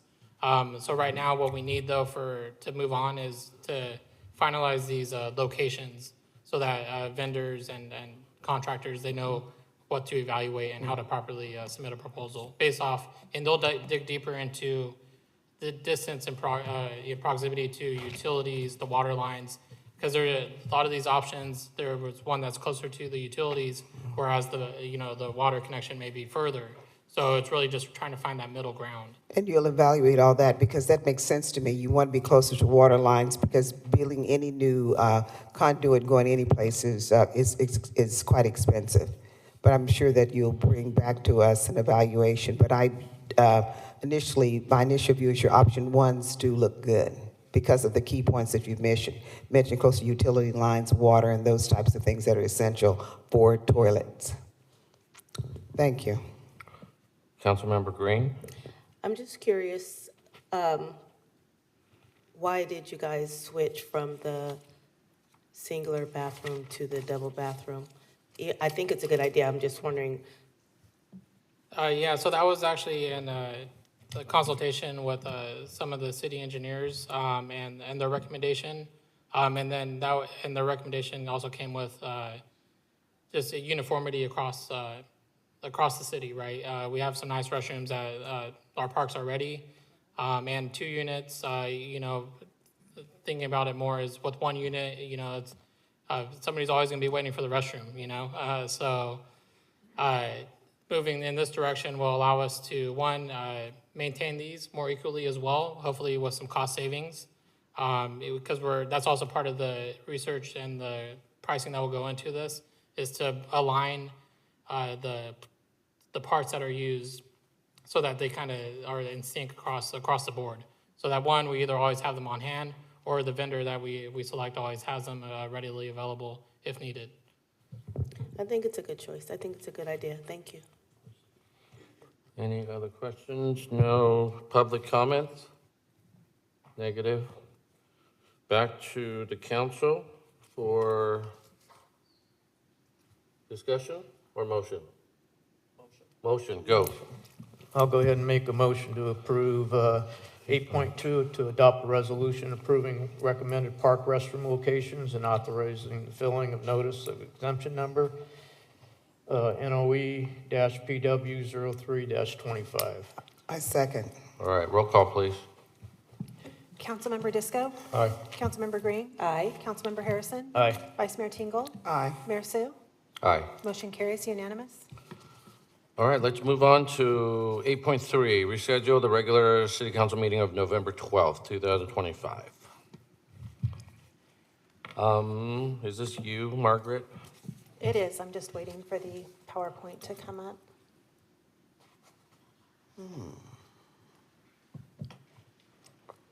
It's slowly loading. You said the 11th is a holiday, so that day is out, Correct. right? Do you want me to just go right to I have a Yeah, screen just- with the calendar? Would that be more helpful? Yeah. Okay, we'll do that. That's okay. There we go. There we go. Ooh, There we go. somebody's out on the 13th, you said, right? Yes. How many days are you out for? I'll be out from the 13th and returning on the 22nd. Can we do the 10th? Can we do the 10th? No. What 10th is potentially? This is all dependent on, results, so is everybody available on the 10th? I have a late flight back from Celebration of Life that I might be able to move up. I guess as long as we don't have a closed session, I would land at 4:30. Oh, 7 should be fine then? 7 should be okay if we don't get a surprise closed session. We shouldn't have one. The 10th would work for me. Nah, again, the 10th, This is my issue. I'm sorry for coaching high school sports. Can We we do the don't 12th? know until we play, so. What about, actually, Dan, you're out from the 13th to the 22nd, huh? Yes, I return on the 22nd. That would take us into Thanksgiving. And the 12th isn't, the 12th Yeah, wasn't but then good. he's out the 13th through the 23rd, so we would have to do the, Can we move the games here, Andy? What was happening on Can we the move the 12th? games here? I don't have that much control. What was happening on the 12th? I may have the finals of I probably will have the finals of the sectionals, so I can't, I That's have a gonna be tough. question. That particular council meeting that we have, is that going to be a heavy schedule? It would be a lot of things on the item, a lot of items on the agenda? Yes, That yes. would take, Yeah. And potentially a couple of items we need to notice. So if you move it to the earlier week, we might have trouble having a couple of the items because, if we have to put them in the paper, we miss that deadline. But we could always move those items if necessary, if you wanted to move it up to the prior week. but where I'm going with this is that the 13th, Councilman Harrison, you're not here on the 13th? No, I fly out on. You fly out on the 13th, and being that it looks like there's not going to be any good date, we're always going to be missing one person, so I think that we need to probably make a board decision is can we function with 4 people, and I think there's been history of us functioning with 4 people before. Actually, I know I put this on the agenda, but chances are I could still make it on the 12th. So let's just leave it. If you're a little late, we could, Yeah, we'll just start a little bit late. Start. Because the match starts at 1, we should be done around 3 or 4, and it's hour and a half drive back, so, then potentially everyone would be yeah, here. should be okay. I just found out when the match starts, so, okay. No action on 8.3, let's move on to, Well, just to sum up, we're going to leave it to 12? Yeah. Okay. let's move on to 9.1. Receive a presentation and update on economic development basics from Kosmont. Are you Mr. Kosmont? Not Mr. Kosmont. I think we met him, didn't we? Larry? Is that his name? Larry? Oh. It's in there somewhere. I must have met him sometime. Yeah, I'm not Mr. Kosmont, but sometimes I have been his stunt double. Welcome. Like the call he made to me this morning and said I have to go to Concord and speak next week. My name's Ken Hira, president of Kosmont Companies, and so Larry is the founder and CEO, and I'm the president. And my colleague here is Bobby Valenti, who's a senior vice president with the company. And we're going to sort of tag team a little bit on Economic Development 101, a high-level review of sort of, in our estimation, what is economic development. And if I can go ahead and get started, I appreciate it, Mr. Mayor and members of the council. We'll do a quick intro, kind of the question of what is economic development, which can be simple or more complicated depending on your viewpoint. We'll talk a little bit about some market trends as a big picture. We'll dig into some of the existing conditions for the city of Mountain House. And then we can talk about what an economic development strategic plan might mean to the city. So as an introduction, again, we've been around for about 39 years as a company, Kosmont. We've been doing work for, frankly, the Community Services District in Mountain House, dating back to 2020. Steve and Bobby and I lament about the exact date of when we were here. There was some pandemic going on that we found out about. I think it was that day. So no omen, but we're back, and we've been helping the Community Service District and the city for that period of time, working on commercial development projections, market and retail research. We've done community surveys related to retail and work from home habits, developer fee analysis, jobs, housing balance, town center feasibility analysis, and assisting with some business attraction. So we've already been at it. This is a commercial in Kosmont, but most importantly, our three companies are integrated. The blue is our advisory work, which is what we've been doing. The green is our public finance company, Kosmont Financial Services. And we've been involved in a significant amount of some of the bond issuances and refundings and fundings for you all. And that's one of our colleagues, Dan Masiello. I know that he's been here and he's met you all before. So we work very integrated in the Kosmont family between the three companies. The middle company is a licensed brokerage firm as well. What is economic development? So a couple different ways to define it at its maybe simplest. It's really sustainable city revenues and jobs. It's income and it's job creation. It's also about creating conditions where people can live, work, shop, invest. Its focus wants to understand the private sector. I had a conversation today with a colleague who's going to go make a presentation to a city, and I said, almost everything can be looked upon as a public-private partnership, if you will, or public-private structure or public-private transaction. And so we are in the public-private business, and what's meant by that is we want to induce private investment. Mountain House has benefited from a significant amount of private investment. We want to catalyze that investment. We want to do it responsibly. We want to have good private sector partners and investors. It's utilizing those public agency partnerships, having economic policies and tools, and then ensuring the city really at the end of the day has the most sustainable, high quality of life. So a couple different parties that are involved, right? The residents, what do they want? What's important to them? Quality of life, cost of living, services, amenities, schools, experiences. The investors in the marketplace, those private sector folks that put lots of money into our communities, are driven by technology and demand and policy, and also, frankly, financial feasibility in capital markets, which we haven't talked too much about, which we can get into. And then City Hall. Well, how does City Hall function? Well, it functions on the basis of residents, employer needs, the federal and state funding buckets, and the different public funding strategies and services. So you have to combine all those. For a city like yours, which is, I think, the newest city in California, there's a building of the foundation. So it's having an economic development liaison or a resource or an ombudsman, someone who understands economic development, sort of on staff. We found that to be important. It's creating a process for your permits and fees that are, I think, efficient and effective. Marketing, we've talked a little bit about some of the business attraction we've done, and certainly engagement. Growing your capacity, incentive programs, business expansion, attraction, retention, zoning and land use strategies. All of that is inherent in some of the tools that we're very familiar with, that we work with a lot of communities on. And then zoning, land use strategies, stakeholder engagement, kind of tie together. And then lastly, what's part of the long term? Again, that's creating those public-private partnerships, having value capture tools, branding, et cetera. They can all be led into or fed into an economic development strategic plan, and we'll conclude with that. It's a roadmap, and most cities have an economic development strategic plan or some version of it.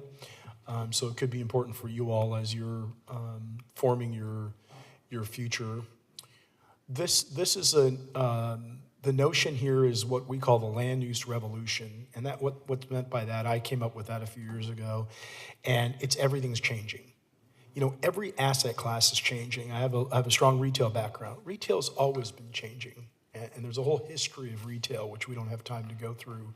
But it's fascinating how it's been reimagined. It's going through a major reimagination right now.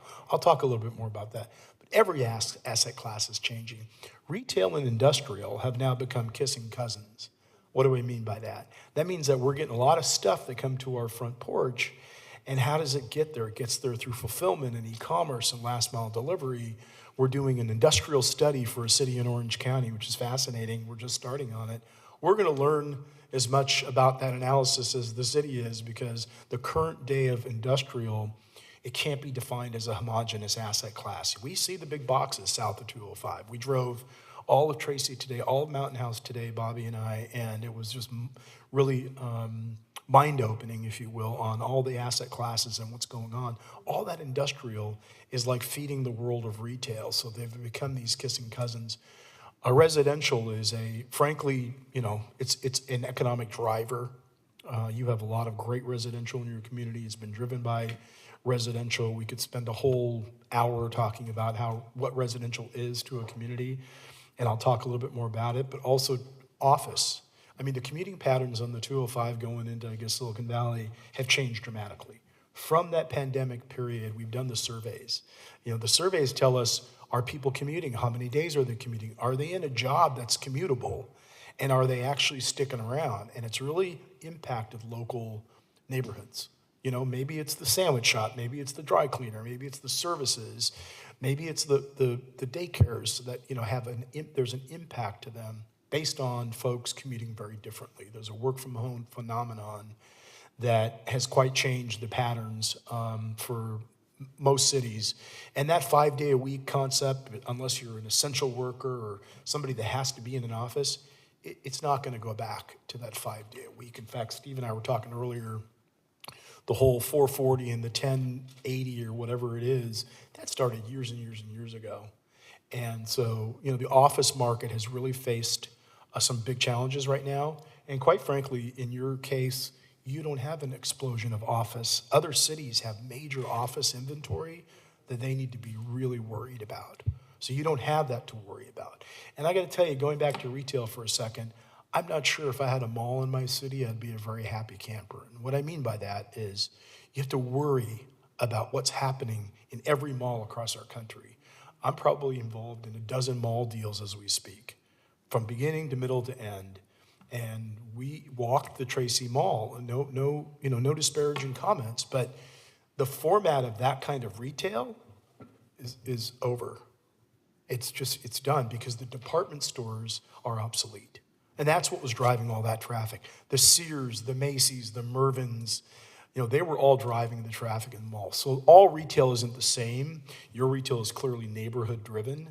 We want to be measured in how we project what retail could be coming to your community. Experience, convenience, that's what works today. And the good news is, ironically, you don't have too much of it to be worried about it. So you can kind of measure your general fund revenues, if you will, between property tax, sales tax, and hotel TOT. That's usually the three main categories we look at. So I could go on and on. Underneath the roof of a home, we used to just sleep. We don't do that anymore. We started shopping from our homes. For a while, if you remember, people said, we're never going to leave our houses. Well, that's not true. Okay, we shopped a lot from our homes, but we want experience. We want to go out. We're human. We want to touch. We want to go where something is entertaining and have experience. So that still is true. But under the roof of a home, we're buying a lot of things. It's like a cash register these days. And then we're also working from home. How many folks work from home 1 day a week, 2 days a week? Our company is virtual, so we're virtually working from home all the time unless we're out at council meetings, et cetera. So it's a really fascinating dynamic on what's going on. Housing elements, we kind of think of it as almost economic development. I won't read all these statistics. There's $1 trillion of online sales. One metric I was mentioning to Steve earlier, and don't quote me, but in the neighborhood of 150 million people in our country, that's almost half our population, have Amazon Prime. I mean, it's amazing what we're doing online.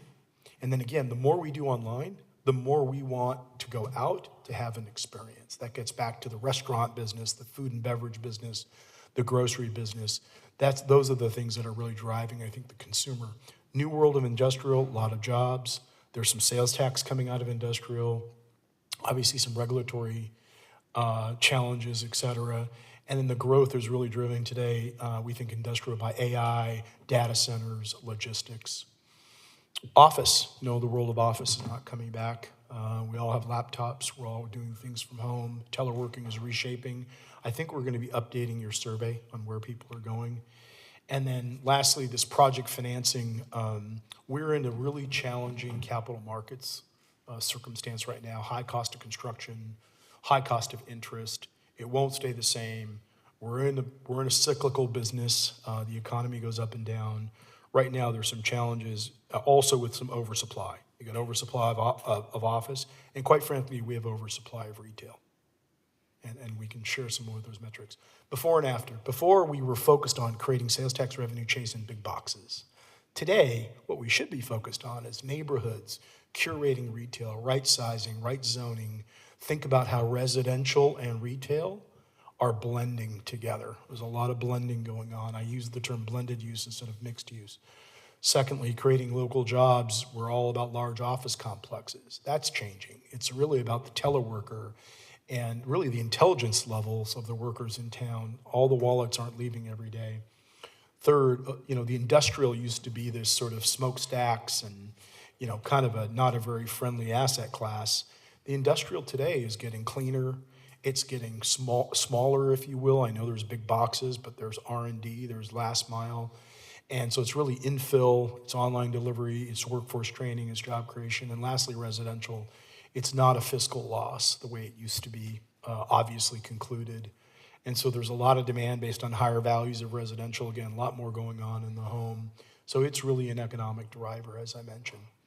I'm going to leave it there, and I'm going to let Bobby take over to kind of drill down on some more specifics for the City of Mountain House. Go ahead, Bobby. Thank you. Thank you. So taking a closer look at Mountain House, we're very familiar with the city. Approximately 29,000 people in the city, reaching over 50,000 people at full build out. The city has strong demographic indicators. It has a relatively young median age, relatively larger household sizes compared to the region. That really reflects that family-oriented appeal of the city. Strong education levels, so 55% of adults have at least a bachelor's degree, and high income levels as well. Average household incomes in the city being over $204,000. Just a quick market overview, kind of touching on some of the same themes that Ken talked about. Residential really showing that strong growth, really driven by Bay Area commuters. But, again, some rising costs are slowing new construction somewhat. Retail in the city really facing some competition from Tracy and Livermore, but there's still being some good demand for dining, for grocery, for fitness, for experience.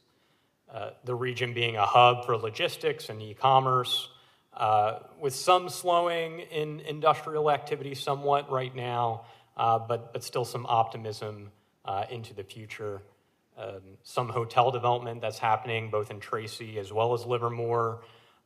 The hotel industry in general is a bit cautious right now due to those rising costs, due to some slower growth, but some strong opportunities, particularly along the freeway areas.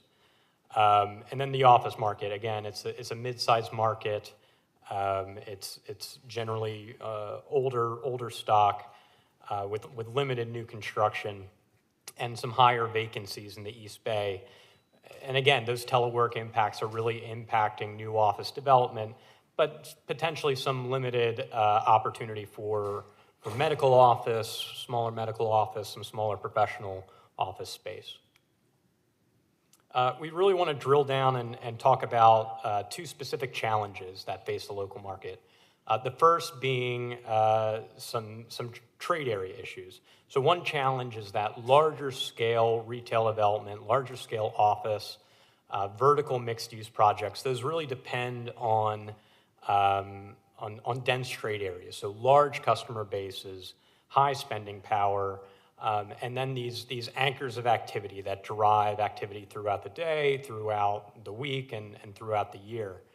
So for instance, looking at Santana Row in San Jose, a very popular mixed-use project, we see almost 250,000 households totaling over $12 billion in retail spending within 5 miles. Compared to, within 5 miles of Mountain House, we have 14,000 households totaling $646 million in estimated retail spending. And that's just the nature of a less dense area, of a trade area that includes open space and agricultural spaces. Another key challenge being what we call the barbell effect. So we see two big weights of retail and office clusters nearby in Tracy and Livermore. with Mountain House really right in between of those two big clusters.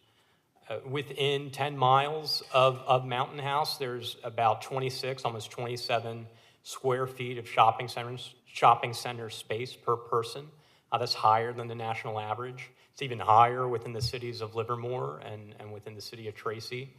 And we see on one hand in Livermore, office vacancy of around 14%, and within Tracy, retail vacancy of almost 11%.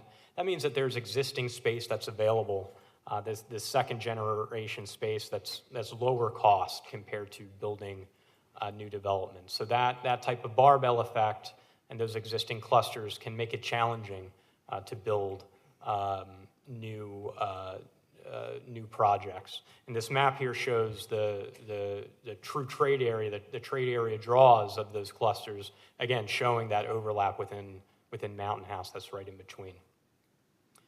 The master plan with Mountain House, something to note is that, it was really designed to accommodate significant commercial space, but much of that may not be feasible given just the different economic world that we're in. That master plan was really based on this older, outdated economic structures. It was based on the idea of these very large retail centers, very large office parks. And so the city will likely need to be considering rezoning and other planning changes moving forward, really to accommodate current trends and future trends in land use and the future market.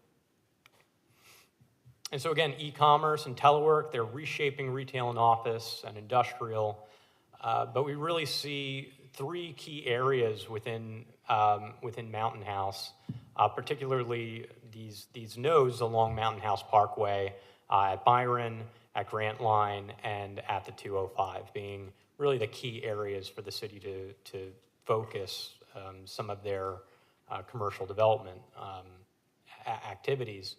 Just to dive into a couple of these opportunities, the town center area is really this planned heart of the community, featuring this blend of uses, right? The public uses, civic uses, parks, retail, services, residential. Again, some challenges on one hand because of those high construction costs of, say, vertical mixed use, that's expensive, and some challenges potentially with tenant recruitment, but we also see significant opportunity. This is a great community, this is a great town center area, and supporting right-sized neighborhood scale retail, restaurants, services, integrating those residential and those civic uses, and really focusing on placemaking can be a way to activate this town center area. Further south, looking at the gateway and the freeway area, this being really the gateway into the city, it's a very visible, accessible location at the 205. Again, some challenges on one hand because of that competition with Tracy and Livermore, but we do still see some good opportunity for highway-oriented uses, perhaps some small-scale flex, office, manufacturing, residential, as well as integration with regional anchors such as Delta Community College.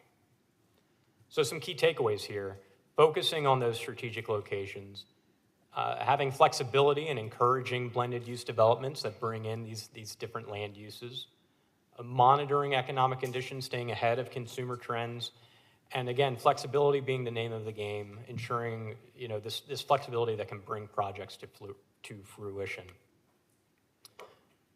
So now to bring it back around, we've talked about trends, we've talked about Mountain House. Bringing it back to talk about an economic development strategic plan, an EDSP. The idea here is to create a roadmap for supporting the city's economy, turning these big goals, this vision, into some specific actionable steps that the city can take.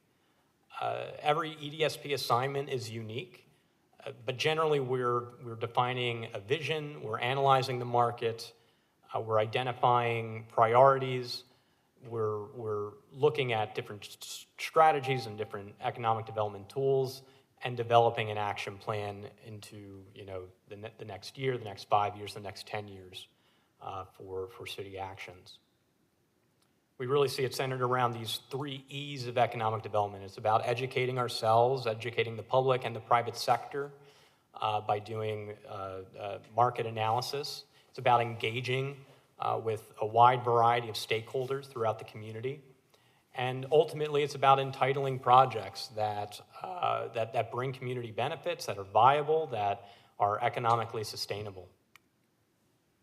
And the key ingredients here, again, being housing, being modern consumer habits, leveraging that growth engine of housing, climate and sustainability investment, and really bringing these things together to advance local priorities.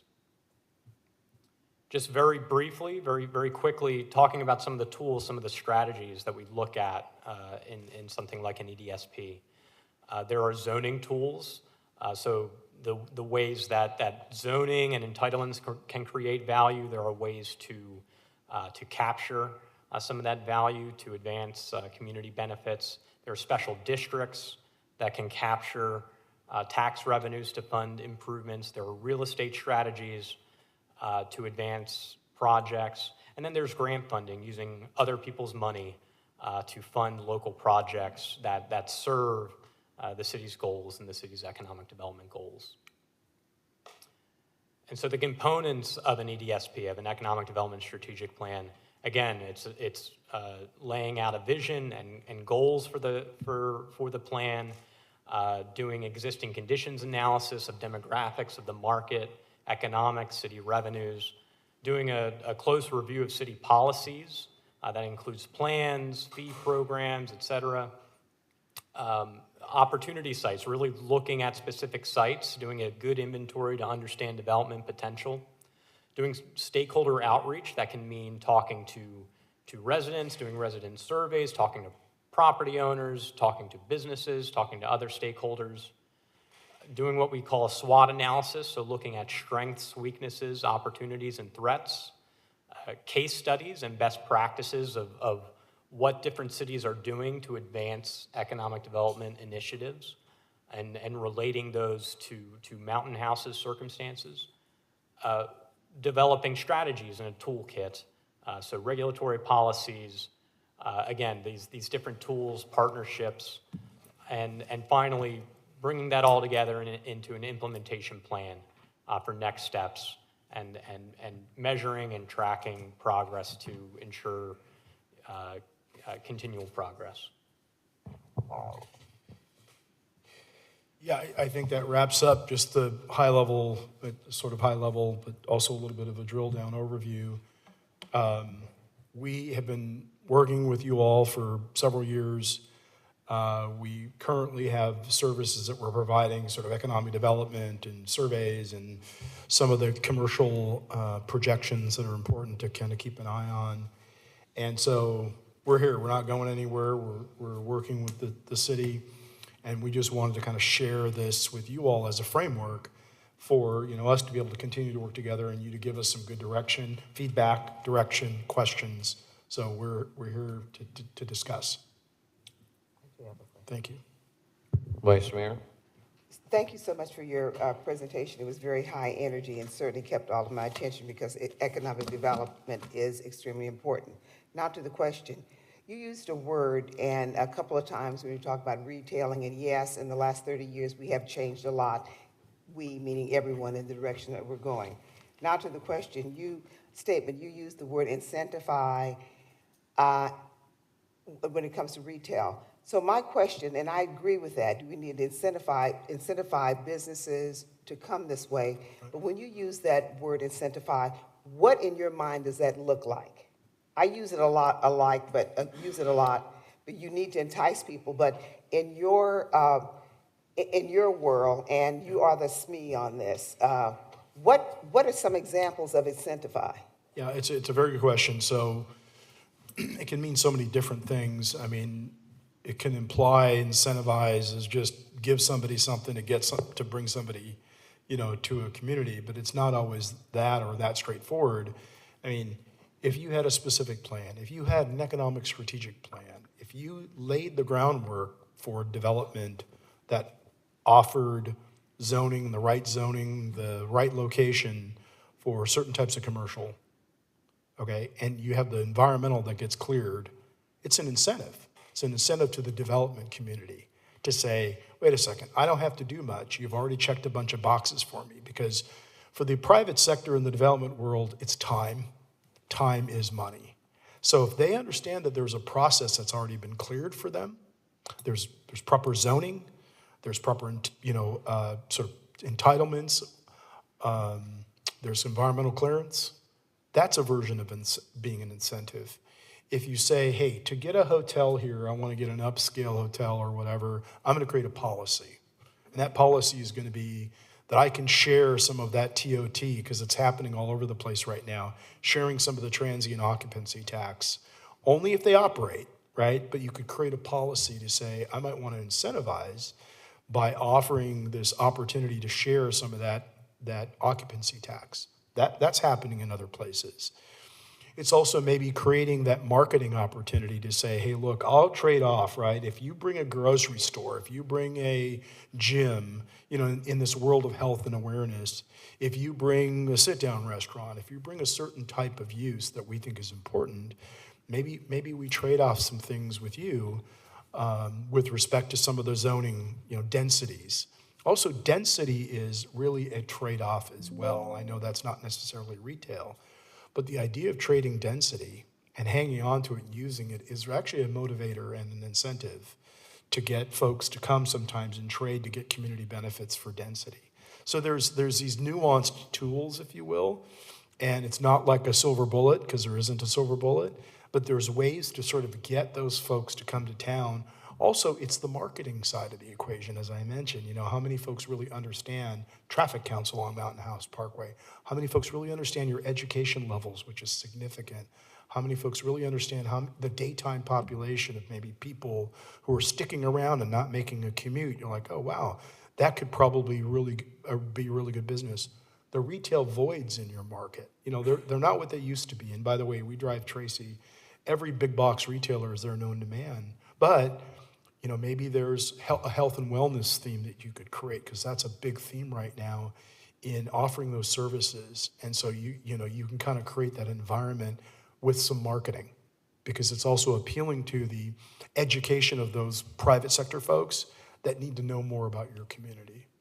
So it's not a straight up, hey, I'll give you something, I get something. There's some nuances to the concept of incentivizing. Creating a tax increment district. So one more. You create a district, you capture value. That district is meant to capture the assessed value that gets created by the private sector, but it also pays for certain infrastructure. So you could tell a developer, hey, look, I can help you with the tax district because I can help you with that road expansion, the traffic lights, affordable housing, if that's what's required as part of a project.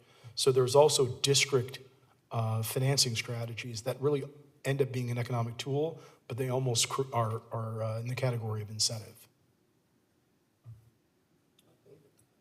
That really helps with that. And when I was thinking too, incentivizing small businesses, eateries, and I'm not talking about the chain type of eateries, new businesses starting up, restaurants and what have you.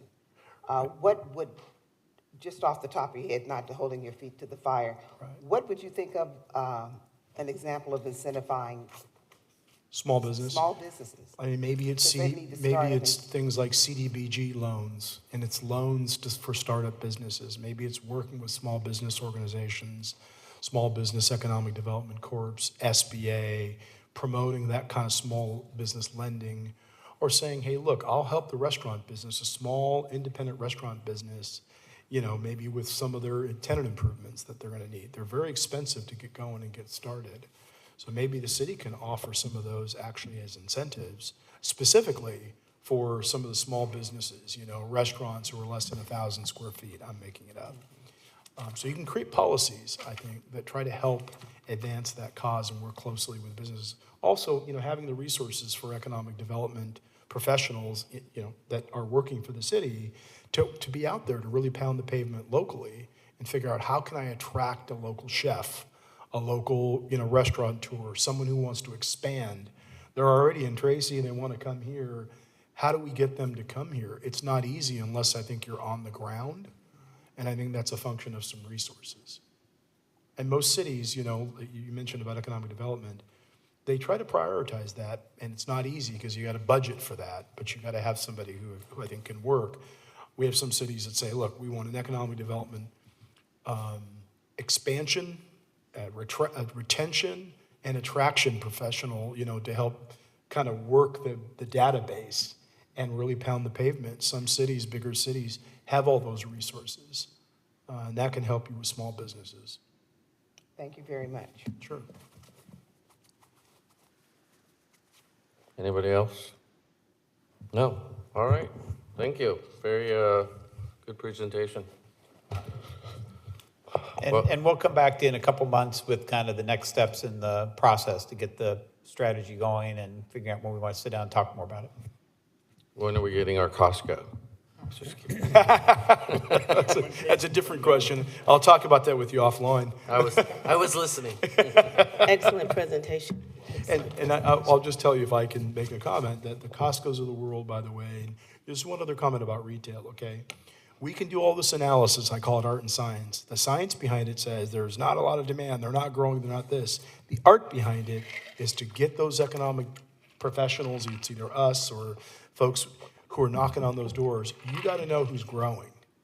And for a while there, the Trader Joe's and the Costco's and the In-N-Outs, they weren't growing as substantially as today. They're growing a lot bigger. I'm not saying we're getting a Costco because they need 200,000 people in their trade area, but we can't ignore who's really in the business to expand. That's another big part of this business attraction strategy. So, thank you. All right. Wow, there are 9.1 through 9.8, huh? Red light cameras. Kosmont. Which one of you is Kosmont? Good evening, Mayor, Vice Mayor, and Council members. Kosmont Kim, Public Works Director. The item before the Council tonight is regarding the new red light camera system. So we are looking at adding new camera system at traffic light to improve overall traffic safety. So throughout these presentations, we are going to cover how red light camera system work and share what our residents can expect, or review the California's new law, which will be effective from January 2026. And we will walk through all how the city would set up the program if the council approve giving us the green light tonight. But why this system now? So running red light is a major injury accident cause nationwide. Camera system also help drivers comply with the traffic laws and increasing the awareness on the traffic safety issues, and also support safer roads, goals to reduce the accident. And the city also, this is our strategic plan for the city to enhance traffic safety over time. This is one of the key components for our traffic system because of California new law, SB 720, which will be effective January 2026, will treat these types of violation ticket like a parking tickets. Remove to go to any necessary to go to the traffic court, as well as DMV point for driver, the points, the record. And also, we are going to focus on the driver's privacy by just taking the photo of the vehicle and the license only, not the driver's face any longer. That is a major issue currently. So that means that the major burdens many cities experiencing, we are going to remove all those burdens. We only deal with very, very light burdens. This is a major benefit, raising the awareness and preventing unsafe driving, and also protect the resident, bicyclists, and other drivers. And also it help law enforcement, focus on the emergencies rather than dealing with routine stops, and also provide the data for improving the traffic, the planning in the future. I'm going to cover this one a little later, but it will pay for itself throughout the citation revenue, which is called cost neutrality. And it will also prepare the city for future safety measures, which include the speed camera system. The proposed system already has a capability for future speed camera system. In California, there are 7 cities working on the pilot program. Once the state is approving the new law, we are ready to implement a new system. That means that overall, we are going to enhance traffic safety throughout the system. So this is a very important, cost neutral. We don't want to deal with unsustainable measures. So this graph shows the green line shows the revenue, and the red line in the graph shows the monthly fixed fees to the vendor. The vendor is going to pay all the expenses. The city only pay the fixed fees every month. And citations, revenues, the green portion, that's the excessive revenue, positive revenue for the city. So we can utilize the additional revenue for any safety measures, which include additional signs or equipment.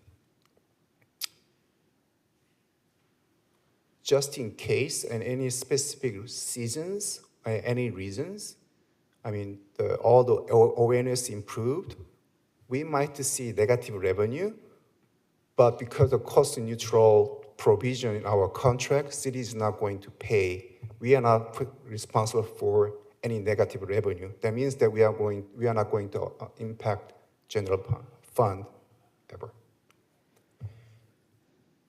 If city council giving us the green light tonight, so we are going to schedule the public hearing on November 12th and prepare public outreach and educational materials. And we are going to implement data-driven site selections. And we are going to ensure the fairness, effectiveness for the system. Then we are going to schedule the contract award for December 10th. And we are going to start implementing the program with 30-day awareness, the period. So I'm going to finalize this presentation with a case study. City of Tracy also used this data when they make a decision for this new program. City of Citrus Heights conducted some studies for the red light camera system. It shows that 40% reductions in violations, 68% fewer T-bone injury accident, and 20% fewer death from red light crash, and 40% fewer fatal crash at traffic light. Every city has a different situation, but this data tells how this system works in the future. I can answer any question you may have.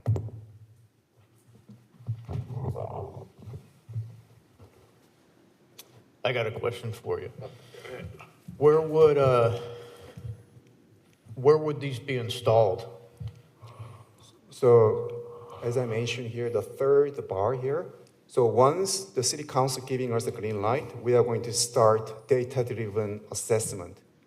For example, the major corridors, arterial road like a Mountain House, Parkway, Grant Line. So we are going to conduct a very thorough assessment. Otherwise, the vendor is going to keep losing the money because we need to find very effective locations throughout the very comprehensive studies. And my second question is, can they be moved to a different location? No, it's a fixed the structure. It's very hard to relocate easily. Who was first? Disco? So yeah, locations, that answers that. Theoretically, could these be applied to lighted crosswalks as well for crosswalk violations? Like So, Central? Yeah, eventually, but at this point, we are focusing on the red light camera system because the new law allows us to implement that types of light burden the procedures. Thank you. Yeah. We have a Green? capability for expansions. Green light. So point of clarification for myself is that this is a private company that's going to install Yes. the red light, That's right. the traffic light cameras, and then they will monitor them. I'm a little bit, and then you said that you said about fixing the fees. So I'm just trying to see. So they install a camera, someone violates, they get a citation mailed to them. Where do they go? So the vendor is nationwide companies. They have a very unique cloud server-based system. So when they record the kind of automatically catches some violations. No, I'm they sorry, let me upload it. clarify what I meant. Yeah. Where do they go to, like, pay the citation or contest the citation? Is that through the county or through the No, no more private? county. Through the private sector?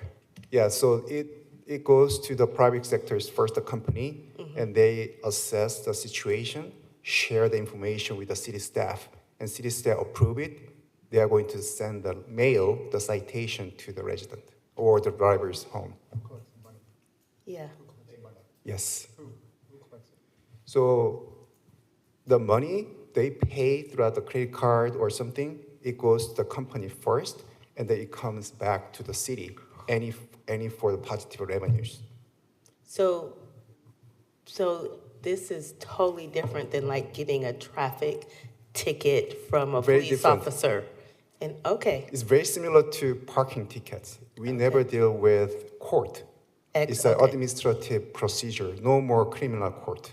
Okay, that's what I was trying to get clarification. Much easier. So based on some findings, with this types of system, less than one person challenged, because it's not just a photo, it's the videos. We saw some demonstration. I don't know how many people can appeal when they see very clear violation throughout the new technology.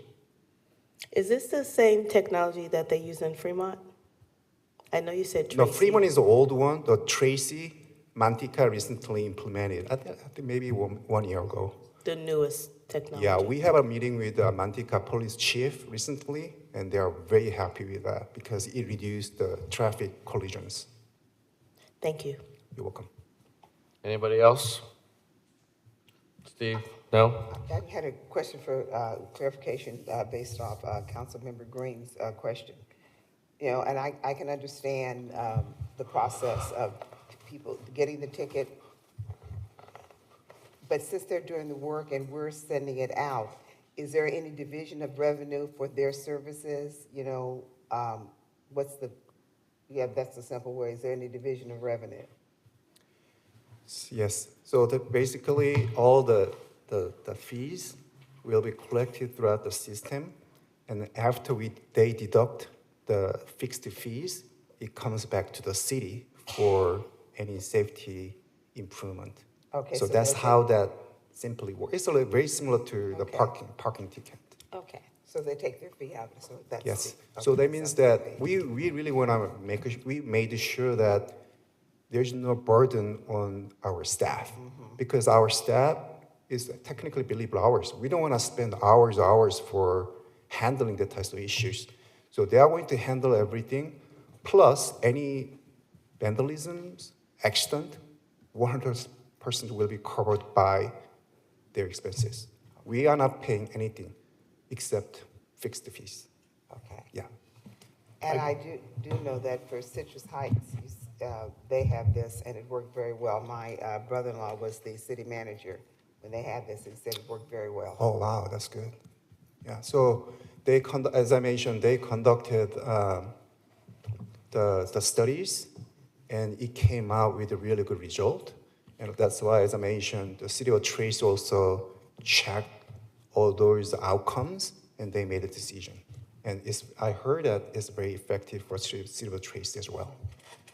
Thank you. You're welcome. I just have a clarifying question. So when somebody gets cited, it goes to this company, prior to them issuing that parking ticket via mail or whatever, Yes. comes back to the city for approval first? Yes, so when they collect the information, it's almost automatic system. It's uploaded, will be uploaded to the cloud servers, photos and videos. After they screen some photos, sometimes if there's any mistakes, they remove it, but only valid information will be forwarded to the city staff. And the city staff has a chance to review less than 30 seconds. It's very clear, and then we just click approval.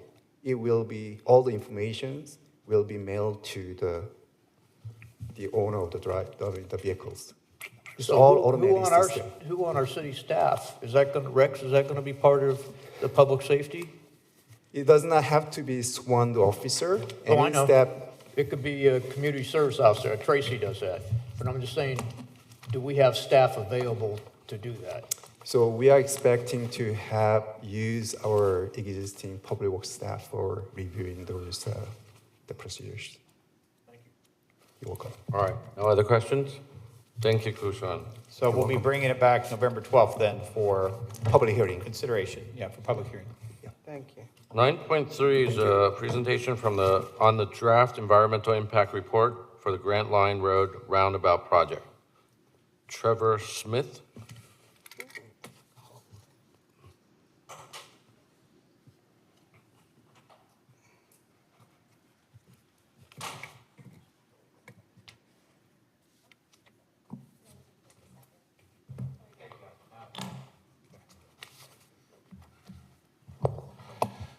Thank you, Mayor, council members. My name is Trevor Smith.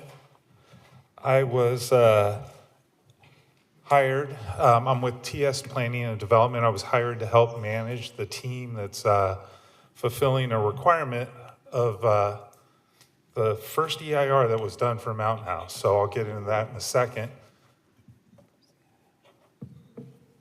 The project in front of you is the Grant Line Road Roundabout project. We're gonna tag team on this presentation. I'm gonna give you why we're doing what we're doing, what the project is. Charlie Simpson with Base Camp is doing the environmental review on the project, and he'll walk through his findings and the purpose of this meeting. It's twofold. It's information to give to you, and it also gives us a chance. We're in the 45-day public review period, which Charlie will talk about, and it gives this public forum a chance to get the information out to the public about this project. So we've been working with Harold Holland. Here with me today, I mentioned Charlie Simpson. Also here today is Terry Reeves with CBG Engineering. So if we get into the weeds on the engineering, we'll pull Terry up. The Grant Line Road Roundabout project is located in Alameda County. It involves constructing 2 single-lane roundabouts at the intersections of Grant Line Road with Altamont Pass Road and Mountain House Road, which are approximately 1.5 miles west of Mountain House, the city limits. The 2 locations are being treated as one project in one CEQA document, the California Environmental Quality Act. The relationship between the city of Mountain House and the county of Alameda associated with this project is documented in a cooperative agreement executed in February of 2023. Drilling down a little on this aerial, the Mountain House Master Plan and Specific Plan 1 Final EIR identified impacts to county arterial roads, including impacts to Grant Line Road in Alameda County, resulting from the development of the Mountain House community. Furthermore, mitigation measure M4 12-4 of the final EIR requires the city to participate in the funding of construction of improvements to the county arterial roads in Alameda, including Grant Line, at certain trigger points. We're at that trigger point. The project is funded by development fees from Mountain House developers. The project aims to alleviate significant traffic congestion, reduce the queuing of vehicles at each intersection caused by heavy use of Grant Line Road as an alternative to the nearby I-580 freeway. The 2 roundabouts will replace existing stop-controlled intersection, and are designed to improve traffic flow, enhance safety for all the road users, and be environmentally sensitive to the existing resources in the project area. It should be noted, collaboration with Alameda County Public Works occurred early in the process, and initially other designs were considered, such as signalization at those two intersections. But Alameda County preferred an improvement that would be more suited for their maintenance program and ability to respond to the area in case of mechanical issues with the signals. Thus, the design of roundabouts were agreed upon between Alameda County and City of Mountain House. So, just to show you what a roundabout looks like in these areas. This is at Altamont Pass. Key features include truck aprons, concrete splitter islands, which are raised, lighting, stormwater management systems, and utility relocations. The Altamont Pass road site will require additional right-of-way acquisition and culvert relocation. And I'll just point out I guess, no pointer? Just the top button? Oh, sweet. Okay, right in here is the most significant right-of-way need. I have personally reached out to every owner around the roundabout location and have met with them. So they're aware of the project. We did that early on as we had to get in there and, for the bio surveys and other engineering work, which Charlie talked about. Just to point it out, oh, I did so well before.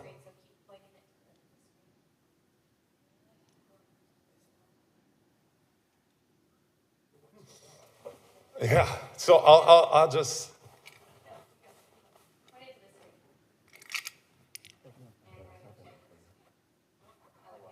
You want to? So, no, I'm good. I'll just mention one thing just to show you how the feature works.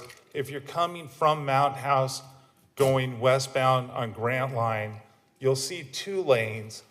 That traffic will continue to flow on Altamont Pass. So there won't be any stopping, any conflict with other cars. So when I say it's going to make the queuing more efficient, there will be better flow at the intersection. At Mountain House Parkway, will remain substantially within the existing right-of-way and will enhance access to existing uses at the northwest and northeast corner. Again, I met with all the landowners around it. The restaurant there at the northwest corner, we modified the roundabout location, pushed it to the south a tad, so we need some right-of-way or acquisition, some land in that area of the roundabout itself, but we improved the access to the commercial facility. So there's a left turn in on it, on Mountain House Road, and there's a new access point on the Grant Line. So with that all said, environmental impacts, including bio, have been assessed, and mitigation measures will be implemented to protect local wildlife at time of construction. I'll turn it over now to Charlie Simpson, who will walk through the work he's done on the environmental review. Yeah. I have a question. Could you get this map any smaller? This is not eye-friendly. They are available online with the city where you can drill down on them. You had a question? Okay. I have a question. When you said that it will be continuous down Altamont Pass with no stopping, Yeah. so going west, coming from Mountain House. On when Grant Line Road. On Grant Line Road, when you go to the Altamont, you go to the right, it's like a yield right now. To the left, you continue to go to the freeway. Right. But that continuous yield, it's gonna be continuous? It'll be can you go back one? Oh, sure. Yes, see? There you go. So at the top of the screen, when you're going westbound, here we go. When you're going westbound, you'll take this lane and just continue on to Altamont. There won't be any need to make the right-hand turn or stop. It would be continuous. Are you widening that? We're staying within the existing right-of-way in this location. So it's rebuilt. Thank you. I think that's the part that's throwing me off, because right now, I mean, you have to yield. I mean, even though you go to the right, there's still a yield around there, even though it's not a stop sign on your side. But to come west, you would have to make a left onto that. So it just made it seem like it's going to be a continuous. So, and maybe how I understood your explanation, I understood it to be like going west, you'll just continue down Altamont Pass without having to stop. But if you're coming east, there's a stop sign there where you would have to make a left turn. So it just how's the roundabout, and you're just still coming east. Are you following what I'm saying? Yeah. Okay. But coming east on Altamont, you would go through the roundabout and stay on Grant Line. No, I get that part. I'm just trying to see the flow of traffic coming from Mountain House, going towards Alameda County, and you're going down Altamont Pass, and you don't have to stop. It's just a continuous around. There's no stop. But what about the traffic coming from the opposite direction? Do they have to go through the roundabout and back around if they want to go on Altamont? There's not going to be a left turn there anymore, right? Correct. Okay, that's what I'm trying to figure out. Maybe. I drive that every day, so I'm trying to make sure, you know, how I'm going to get around there. Okay. All right, Disco? So my only concern with this design is you already have cheaters going the wrong way down Grant Line Road to bypass all the traffic. And then for those who want to do the same thing here, you're now giving 2 lanes that are going to forcibly go into one if they're going to go over Old Altamont Pass.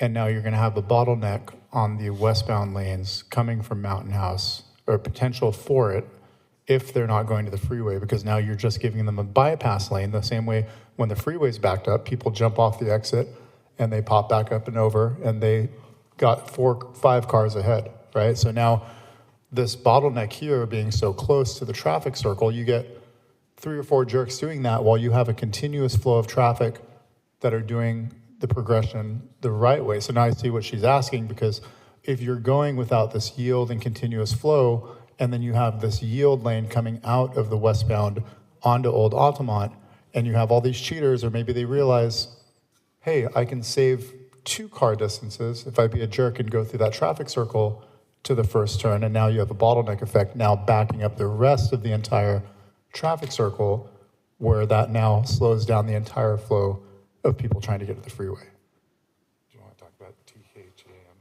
reviewing? I will, yeah. So, well, I'm going to jump ahead in my presentation a little bit and just mention the fact that prior to the design, the developers had TJKM traffic engineers do an in-depth analysis of the traffic situation as it is today, and they were able to monitor and quantify all of the delay that's happening, and it was in their professional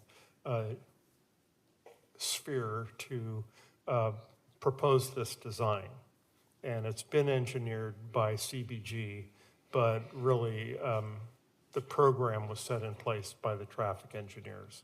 So whether or not that would involve any potential for increased cheating or something like that, I think I'd have to take that question back to TJKM. Remember, there's some grade separations there to make it hard for them to cut back around. So they've designed it that if you stay to the right, you can't cheat and come back. That's not, no, my point being is so let's rule out the people trying to flow on the freeway and focus on those who are coming from Mountain House and trying to go through the Altamont Pass, or those who exit the freeway and are now coming in towards the aqueduct, hitting the traffic circle, heading north-northeast, and hitting that traffic circle and now competing for their turn to get into the old Altamont Road. And then you have double stack traffic of, you know, the one lane that's continuous, sure, they have the right of way. Then you have a now secondary bypass lane, let's call it the jerk lane of those people you see that get over on the freeway on-ramp, off-ramp, go up and down, and they get ahead 4 cars in front of you,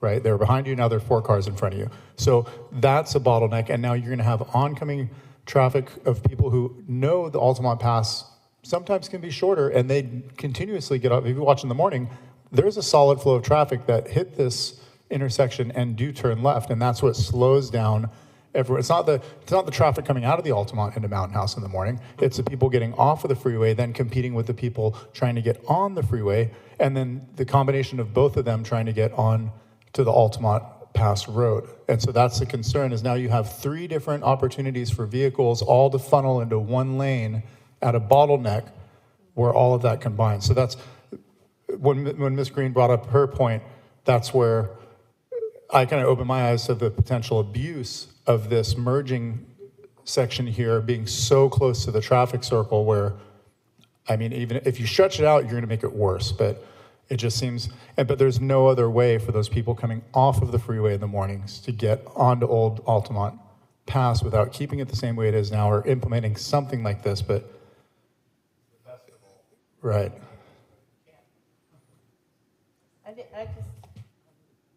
Yeah, go. I just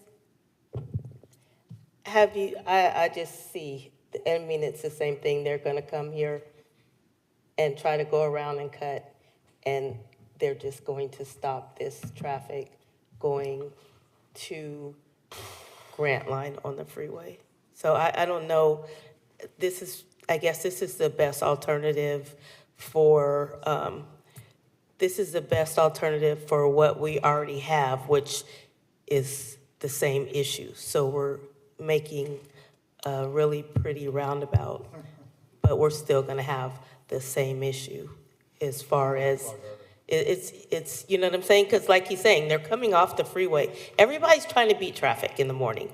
They get off of 205, make a right on Grant Line, come to Altamont Pass to make a left to go through the pass to try to beat the traffic on the Altamont. So it's going to be the same thing. They're going to get there, and and it's going to just, in my opinion, probably be worse because they're going to come around there and they're just going to have to stop and hold that traffic up from coming continuous down Grant Line, because I'm going to just keep going Altamont Pass like this, and I'm not going to stop, right? Okay. Okay, Mountain House will have priority to that fast pass lane. We should actually charge an express lane there. Councilman Disco, you're done, right? You're done? Thank you. Let's move on. All right. Thank you. So, Put a sign, no cheaters. Yeah, that really helps. so as Trevor mentioned, it was decided back there in the process somewhere that we were going to do an environmental impact report on this project. And I am, or have been doing that work for decades now, and my company, Basecamp Environmental, does that, and we have been working on this environmental impact report, which is now out for public review.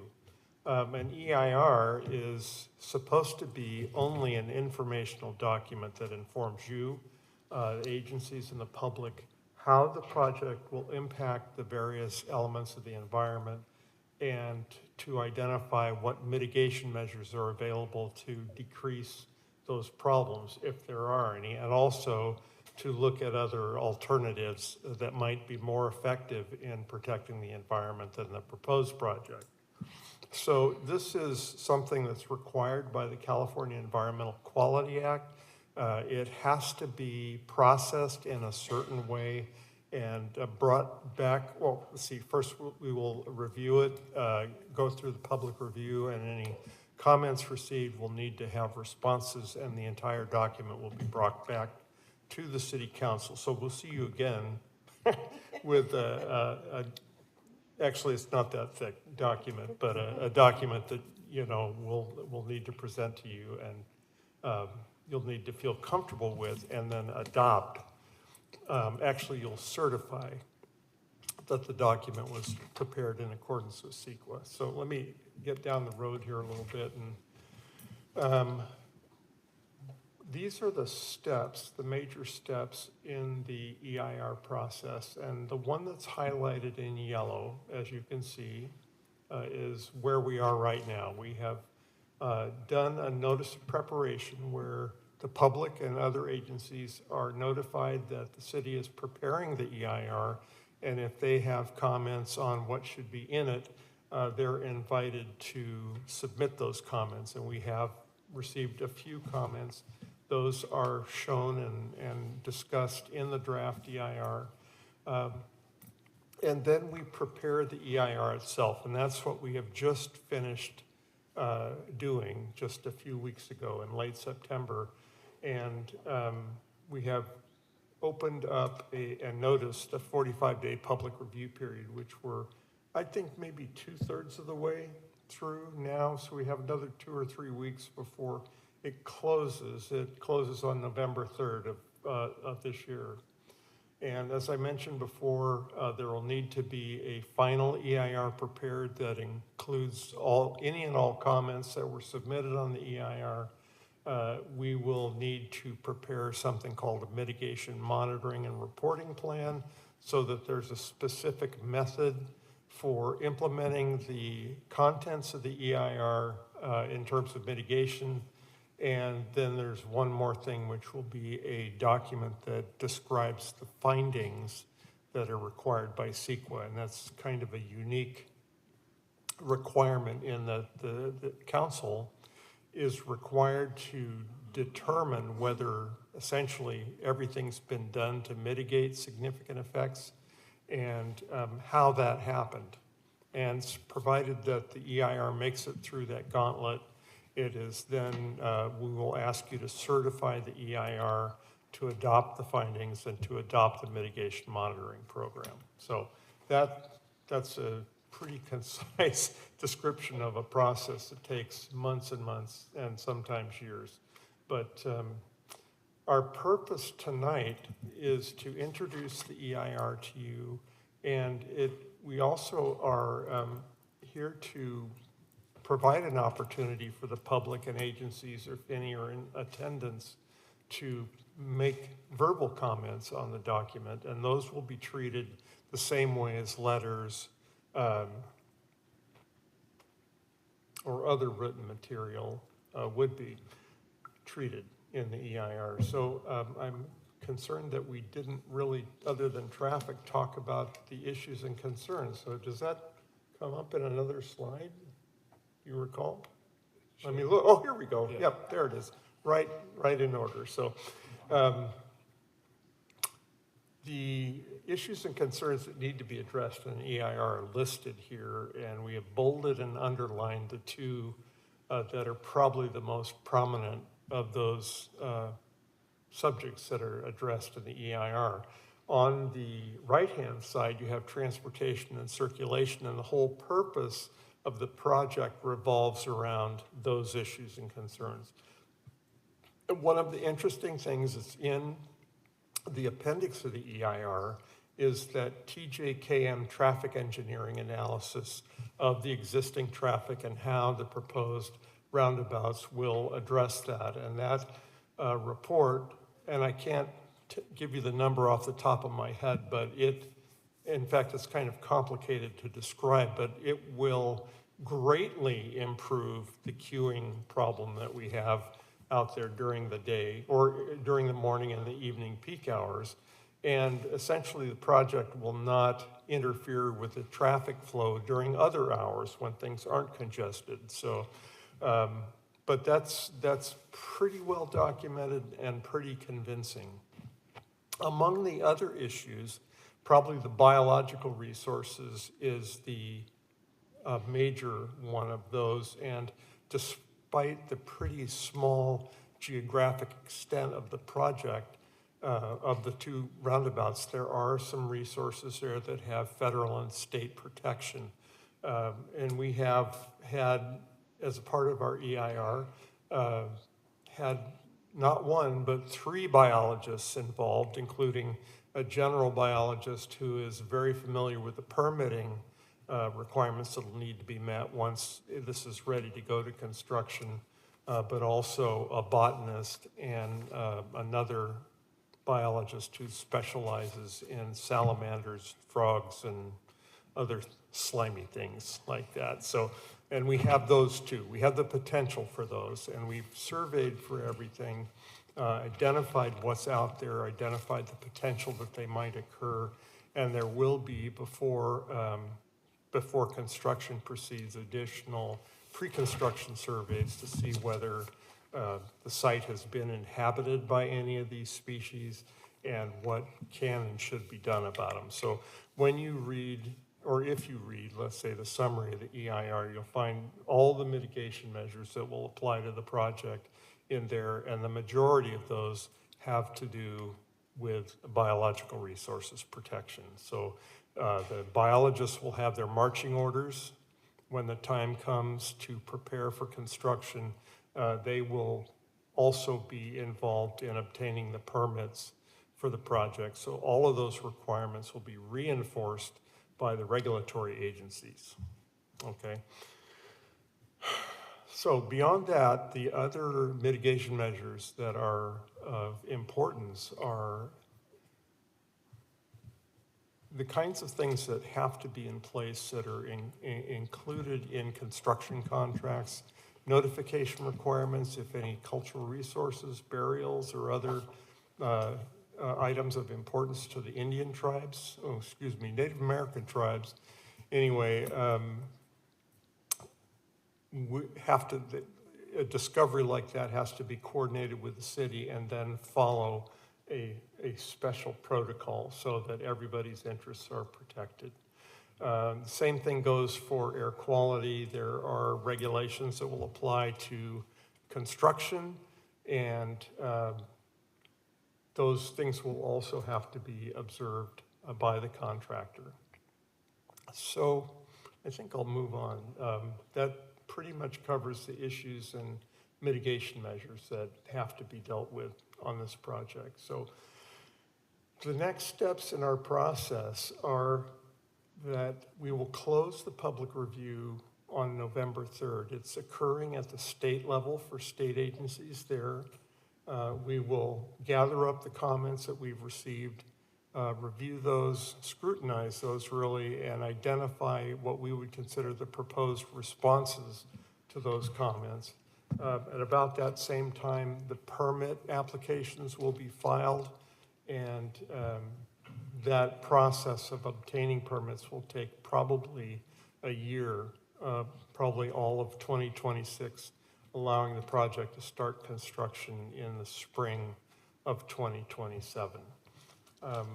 I would say that our final EIR will be back before this council midwinter or something along that line. And we'll have plenty of time to introduce that to you, and if there are any significant concerns submitted by the public or by agencies, we will carefully prepare responses to those and advise you in advance of what's coming your way. So, okay, and then we think it'll take about 18 months to construct. And then now we're, I guess we are ready to receive any comments or questions you may have. And I suppose you will want to open up the public hearing and see if any public members want to speak to the EIR. Not yet. Council. When you're ready. Vice Mayor. I have several questions. My first question probably goes back to the first part of the talk when you were talking. Coming up with this plan with the roundabouts, when this was thought of, how much time was this going to save? I mean, what was the, to come up with this scheme, I don't mean scheme and scheme, to come up with this plan, how much time did you plan to save? So the cooperative agreement was signed in February of 2023. Since that time, CBG was doing preliminary engineering. TJKM was involved in evaluating signals versus roundabouts. So there was about a year and a half before we kicked off Charlie on the detailed EIR with the roundabouts. Okay, so the roundabouts were thought of in the 2023 timeframe. Between 2023 and 2020, mid-24. Okay, and life has changed quite a bit, so there's even more traffic on there. But that's not the point that I want to make. Thanks for telling me that it was done a while back.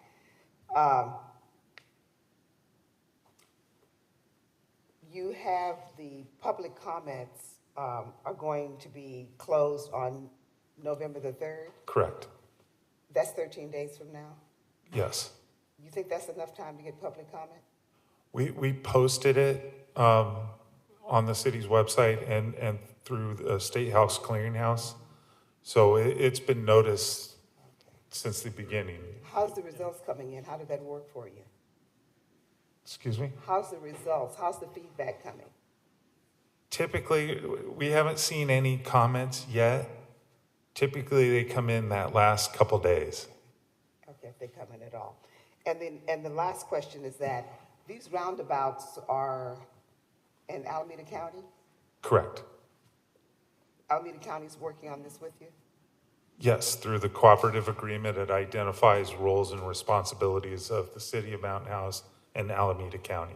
Okay, so they bought in on this, Alameda County? Yes. Okay. Yes. And they bought in to cost share on the project too, right? It's paid for through developer fees from Mountain House. This was a Alameda County. This was an original requirement of the EIR that Mountain House would be, because Mountain House is what created the additional demand in theory. It's Mountain House's responsibility to do these mitigations in Alameda County. That was part of the original 1993 EIR. And Alameda County will maintain them once they receive them. Lots changed since then. I think this roundabout, well, it's not up for me to give my voice on what I think, but this is not the answer to me. Anybody else? Another road to a traffic jam. Okay. Disco, question? I'll address the elephant in the room. What does 18 months of construction process look like for commuters? I would have to invite Terry Reeves with CBG to come up.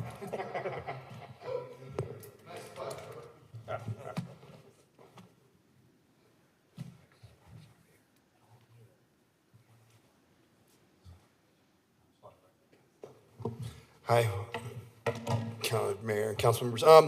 18 months of traffic, it's like anything you see on the freeway. You know, traffic in the middle of commute areas is going to cause more traffic for the time being of that, right? There's ways we can try to mitigate that. You know, contractors would like to shut it all down. If we shut it all down, we can maybe take that 18-month window and shrink it down into 3, 4, 5 months. But, you know, planning or the political side of shutting it all down versus half it down, I mean, there's no good answer, right? You know, it's going to be impactful. All we can do is hope when we're done that it's improved. Now, one thing that TJKM was really quick when we started the process to point out was we should not expect this to be the solve the world answer, right? We are improving a supplemental corridor to one of the major connections to the Bay Area. And any improvement we make here will ultimately just level out, right? You know, traffic will be great for a while, but eventually traffic patterns will adjust and they'll both go back to being in a condition that is less than desirable is what we're all thinking, right? So I get why we look at the roundabouts and we say, this isn't the answer. Signals aren't necessarily the answer either. We have 2 intersections that are severely undersized in an area that was never envisioned, and so we're just kind of trying to do the best we can given all the constraints that we're looking at. And that's why the geometry we came up with and the roundabout guy we found to do this is, you know, this is what they do. I don't want to lay out all these curves, right? It's pretty, the way they analyze and do it, but it's really, this was the best solution, right? When you look at all the pieces, again, I'm not going to say that it's going to make everything perfect and there's not going to be backups, because I think on any given day, things can go from one to the other and it's going to be there. But I truly think this is really the best way to keep traffic flowing and meet the demands of what Alameda County and everybody was looking for. Hope they answer your So question. along with we're others. retraining everyone how to use the nice freeway on-ramp we also paid for, right? Yes. I wish we had a monorail. Could you imagine? Sorry, too soon.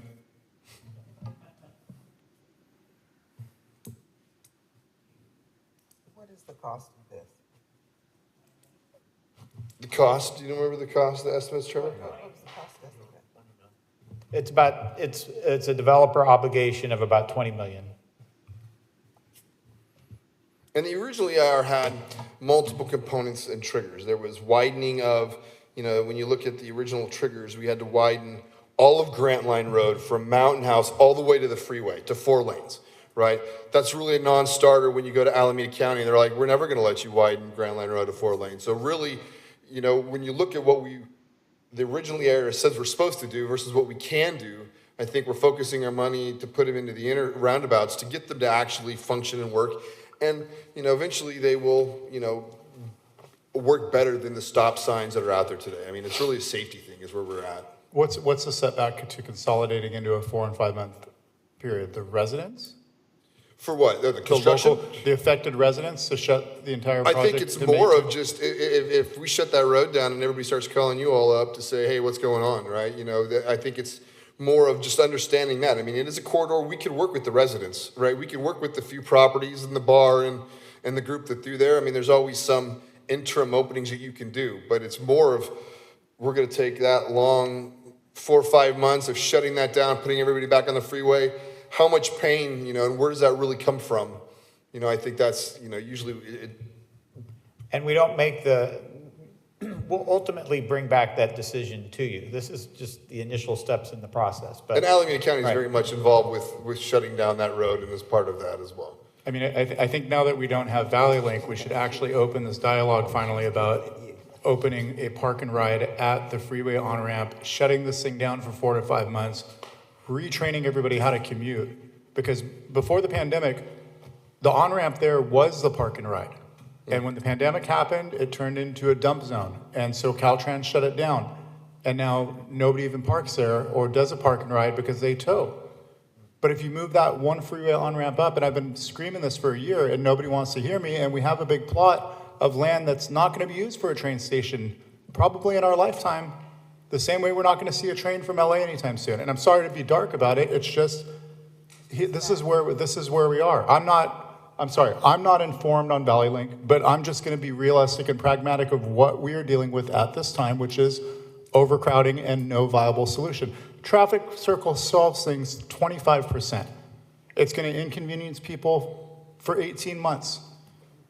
But we have enough time to seriously explore federal grants or even state grants to pave a lot where the train station was going to be, and it can be the auxiliary lot to where it doesn't affect the train station if it does come, because there's going to be multiple lots there. It's just, I come from car sharing. I was employee 7 at Lyft. I understand how casual carpools work. If you build it, they will come. They will use it. If it means that you're compiling 4 cars into one, people will catch on. But you have to build the platform for them to facilitate and foster that community of casual carpooling. It might not be ideal, but the people who go to BART, I guarantee you, if we start something like Zimride for the entire West Valley, a platform, there's a lot of liability there. But if we find a nonprofit who's willing to facilitate that, and everyone involved signs a waiver and saying, you're doing it at your own cost, we're just providing the platform for you to connect with. Facebook does it. People can connect on Facebook, and if you go out to Marketplace and you get murdered buying something, Facebook's not getting sued. But they're also not partnered with any cities. But I really would like staff to see if, and work with the developers to see if this is a short-term viable solution. It's going to take some reconfiguring of how people get on and off the freeway and would even access this lot, but these are things we're going to be thinking about down the line anyway if Valley Link does come in 10 years from now. So again, for the 4th time, can we please put some effort, and I'm sorry to go off beat here, so I'm just going to leave it at that, but I really feel like that would be a great time in a 4 to 5 month period to retrain people how to commute. Anybody else? Didn't go again? No, I didn't. Harrison? Green. No? Yes, maybe? You know, it's like opening a can of worms, right? So there's so many, Worms. worms, exactly, it's so many worms. And salamanders and frogs, right? But, you know, we're looking at this problem like it's just a mountain house problem, and it's not. It's a valley problem. So there's nothing we can do about that at this point. So thank you for your presentation. All right. Thank you. Trevor, right? Yes, All right. thank you. 9.4 is. Hold on, you need to make sure there was no public comment on this one. Wait, this is a discussion item. But it's a public, it's also a public meeting. No, we don't have to take any discussion at this point, Charlie? Did we need to take any public comment on this as part of this process?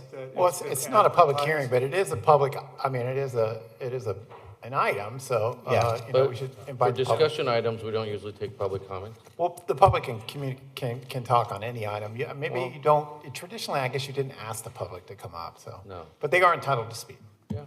If they want to speak, they can.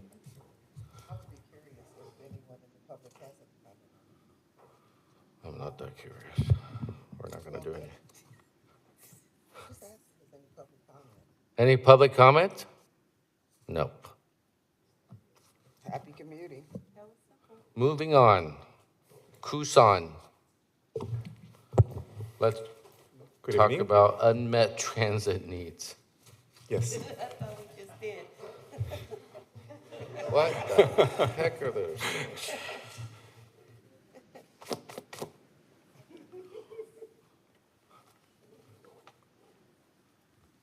I'm ready. You ready? Go.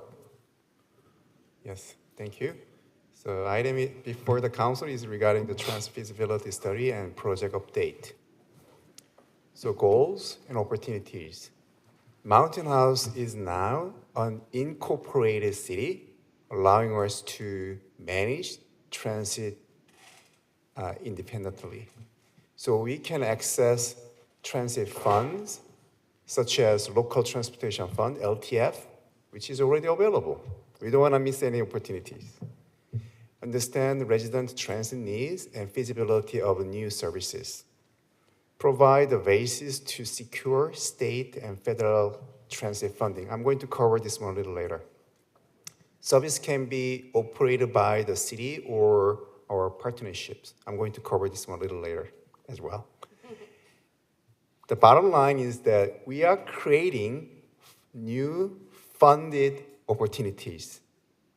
So this photo is showing that many people think that transit means large bus, but it doesn't have to be. For example, Lathrop has created microtransit, which is very effective. We are looking for any types of opportunities, robust and working best for our community. So we are conducting some studies at this point. We are evaluating potential local and regional transit options. We are going to finalize the studies by end of January 2026.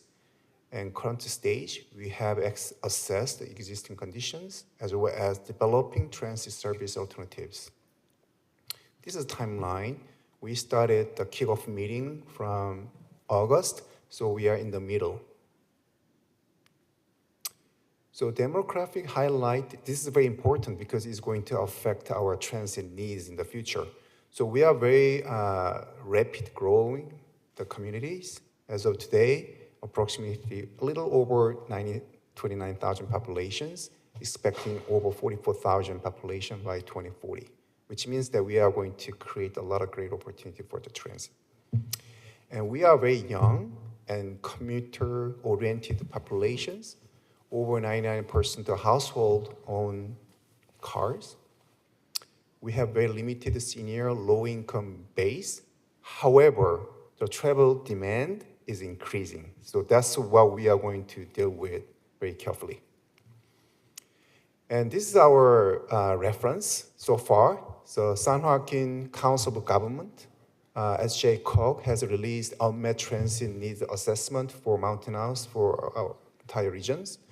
That section include connection to Tracy, Livermore, Ace, Dublin, BART, and other regional hubs are identified as unmet transit needs. However, we have very infeasible kind of situation for providers due to very low ridership potential. So that's why we need to conduct very comprehensive studies for our community. As Jake also recommending that Mountain House, yes, definitely we need some studies. That's why we are conducting the study at this point. So lesson learned, cost per ride was very high. I'm going to cover this one a little bit further. So this is the existing and previous transit services. So you might remember that we used to have a transit services provided by RTD, but it ended because very low ridership. So we need to have maybe micro transit rather than huge buses, which is not sustainable. That's what we are working on. Current unmet needs, yes, we need to provide the service to, for example, Dublin, Pleasanton, BART, Basco, Livermore, Ace, Tracy Ace, or even Tracy Transit Service, the center. These 7 fundings are kind of identify the funding we can pursue. So for example, section 5307, that's a regional funding available for Mountain House and Tracy. So we already have a kind of open communication channel so that we can collaborate and share some funding. And also SB 125 is coming up, and TDA, Transportation Development Act, and LTF is already available, local transportation funding, and state transit assistance, and Measure K. We don't want to lose any single opportunities. That's what we are working on at this point. This is a kind of snapshot associated with what kind of services are available in these regions. The shaded area in the middle, showing the location of Mountain House, we are surrounded by several opportunities. Basco Road Ace, Livermore Ace, Dublin BART, Tracy Ace, even Tracy Transit Center. So we are going to optimize our needs throughout these regional services as well. Valley Link long-term transit projects. So as you know, Dublin Pleasanton BART to Livermore, which is the phase 1A, is funded. However, phase 1B and phase 2 is not funded yet. So that's why the project scope for Mountain House Hub Regional Mobility Hub has been reduced. So we are still communicating with Valley Link so that we can optimize the procedures for our needs. This is one example of the surveys we have distributed to our communities. So people can scan the QR code. We have received more than 50 surveys responses so far. It's very, very good because we are looking for on-demand convenience, affordable fares, and clean, comfortable, and safe transit for our communities. That's the bottom line. We will continue to work on that goals for our communities. I can answer any question you may have. So this is primarily an update to let you know we're in the process, and when do you expect to come back in the spring, correct, or late winter? Yes, February 2026 to adopt the studies, our assessment. How was the responses for the public survey on transit? As I mentioned, we already received over 50, and also some resident here provide really good insight. So we share that information with our consultant, our teams. So we really want to optimize overall procedures. We don't want to miss any single opinion from our resident. But the sample size so far is very, very, so far, very it's very good. Isn't it small? Isn't that small, 50? Isn't that a small sample survey? No, the county conducted similar survey for their Unmet. I think I heard that there was less than 50, but we already received more than 50 so far. Okay. I think our Amanda, our PIO, has done really excellent job to distribute all the information to our residents. And anybody who can share on their own pages this QR code would be great. The more people who it's still live. Yes. I thought it was closed. Okay, got it, thank you. So far, we are very excited and very positive on our services. Question, Tingle. Questions? Thank you for your report. My question, it wasn't really covered on this, but since it's about unmet transit needs, for Mountain House, has there been any discussion or talk or suggestions on using Tracer or some type of bus facility inside our city limits as we're growing to get people from one side of Mountain House to the next, gets to high school? Is there any, that would to me fall under future and almost current now unmet transit needs to move people to and from Mountain House? It's obviously not going to get them over the Altamont, but how can we keep people moving within a Mountain House into Tracy? Yes, so that's really good, the comments. We are developing short-term, mid-term, long-term plans. The short-term plans, we cannot simply put the transit system overnight. So that means that we can utilize the nearby, the transit services, the available buses or microbuses from Tracy. That's why we already had a conversation with them, because the regional funding is available. So they are willing to share the resources as long as we are working together. And they also gave us very positive signs, because that way, whenever we work regionally, the federal government really like it.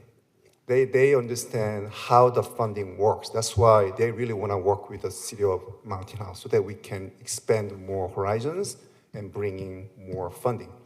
Once we pass the short-term goals, we might develop our own transit services, and then we might even provide some bus system to deliver more. We don't know, but we always looking for great opportunities because more funding would be available in the future. Because a short-term collaboration would be working with Tracy. to get Tracy or something to take people to Tracy to get them to the ACE and get out of the area, because it's not going to happen in the near future with Valley Link. Yes, that's right. So at least we have an option to share some resources with the Tracy so that we can help our residents go to the Tracy. Tracy is willing to work with us. Yes. They're willing to collaborate with us. That's right. We already had several meetings with them. Thank you. You're welcome. Green. Every once in a while, I see one of the red buses come through Mountain House. For a while, yes. So is that where you can call and get pickup service, or? That's one of our plans. It's called the Dial Ride. Yes. So whenever we call, some microbus will be available for our seniors or some other ADA situations. Yeah, that's what we are looking for. Rather than just fix the route immediately, because it costs too much. We need to buy the buses or need the staff, but on-demand services will be available. That's what we're looking for at this point. Thank you. You're welcome. Tingle? No, I don't have, All right, I guess that's it for 9.4. Thank you. Just 4 more, you guys. Actually, it's after 10. But we don't really have any cushion to push it back. Let's just power through. Stay here till midnight.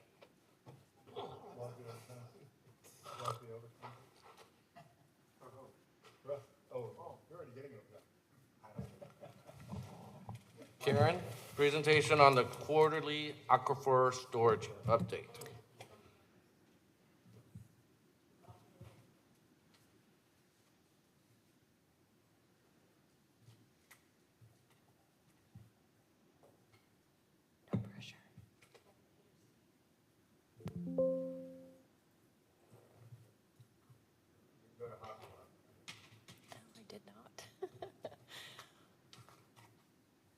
Well, I can start a little bit while she's getting this ready. So, good evening, Mayor and Council. We've decided that it would be beneficial to provide you with quarterly updates on the aquifer storage and recovery well. So I'll be here every October, January, April, and July to give you an update about on those times. So we've made a lot of progress so far.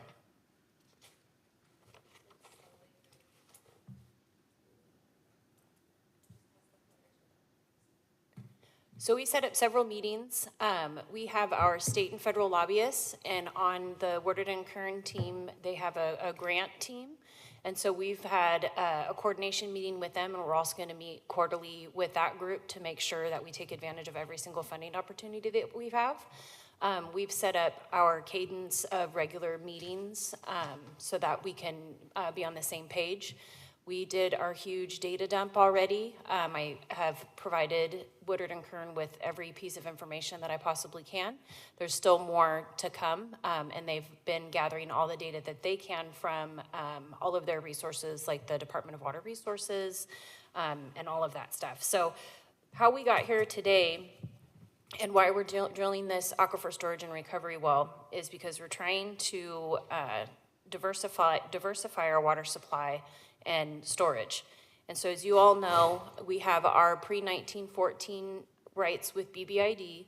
That's our sole supply. It has been safe and pretty bulletproof from curtailment up until 2015 and 2021. So that kind of prompted the need to find an alternate water source, that and then the compliance order that we've received. Which one's forward? Did I go forward or did I too many times? Okay.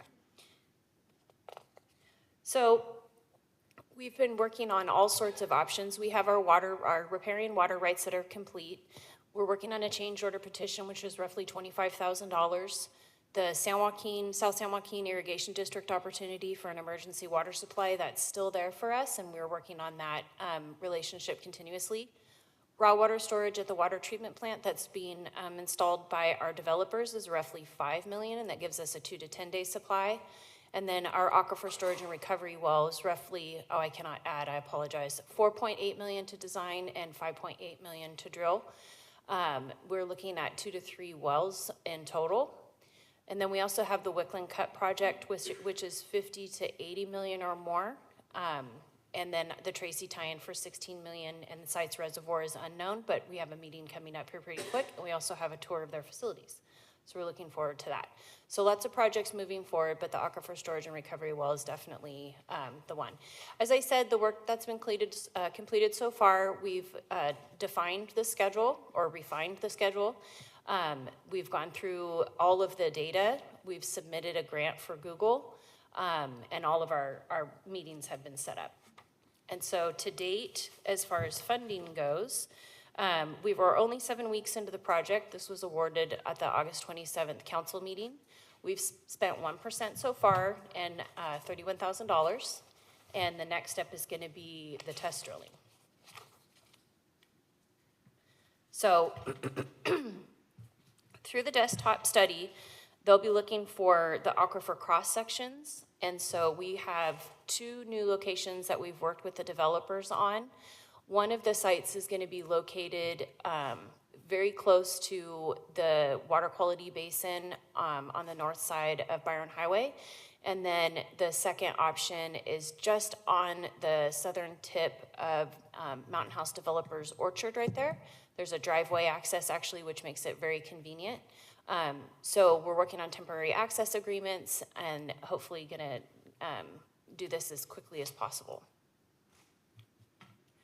And so what we'll see coming, What we'll see coming up is the test bore program. So the test bore program is critical. They'll be drilling 2 test wells, as I showed you, one on one side of town and one just a little bit south. So to do this, they're going to complete the RFP documentation and then go out to bid. And then that will complete the desktop study.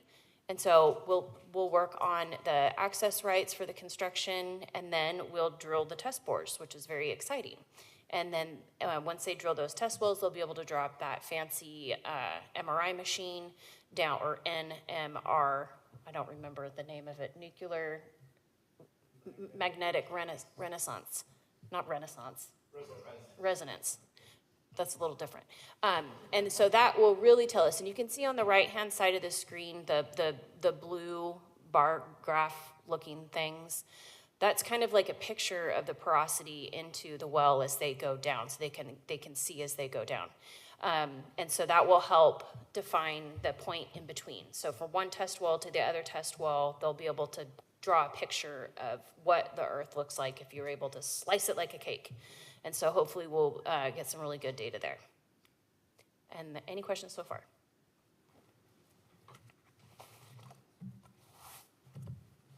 Looks like no. Good night. Thank you and good night. 9.6, some guy named Kushan. Good evening. Fire station antennas. Yes. Whew. Barely. This is going to be a quick update on the fire station communication towers. So what's happening? So the city is proposing to add 2 new 60-foot communication towers at fire station number 1 and number 2. Why do we need these services? I mean, the towers. Currently, our firefighters' radios don't always get a clear signal. Based on the meetings with the fire chief and the staff, we found that the signal is relatively weaker. So we need to improve this type of situation to, improve overall the public safety. And these towers will make sure that the firefighters can talk easily with no dropping signals, which is very crucial. How the project was planned. So this is what we did to make sure this is the right choice. So for example, we have taken the formal RFP request for proposal procedures, and we held the meetings with the stakeholders to discuss cost and design. It's a negotiation process. City's legal counsel has checked the proposal lease agreement, and also we also made sure that we are following all the rules and environmental standard. These are the steps. So we are going to build the towers and then adding some communication equipment on top of that. Eventually, we are going to improve even cell phone services. So I'm going to cover some more details later. So what's in the proposed lease agreement? This is a very typical types of the towers. The company, the vendor, will build. They are going to install the tower and take care of the towers and the equipment, which include all the maintenance in the future. And they will pay up to $5,000 for the concrete base, as well as $5,000 for safety fencing. And the city will earn $300 per month for both towers because they're also using some space for their business. This is how the business model works. We made sure that the city is going to own the towers from day one because they are using our space. We don't want to lose these great opportunities. We will have the option to expand our services for the cell phone carriers in the future so that we can generate more revenues.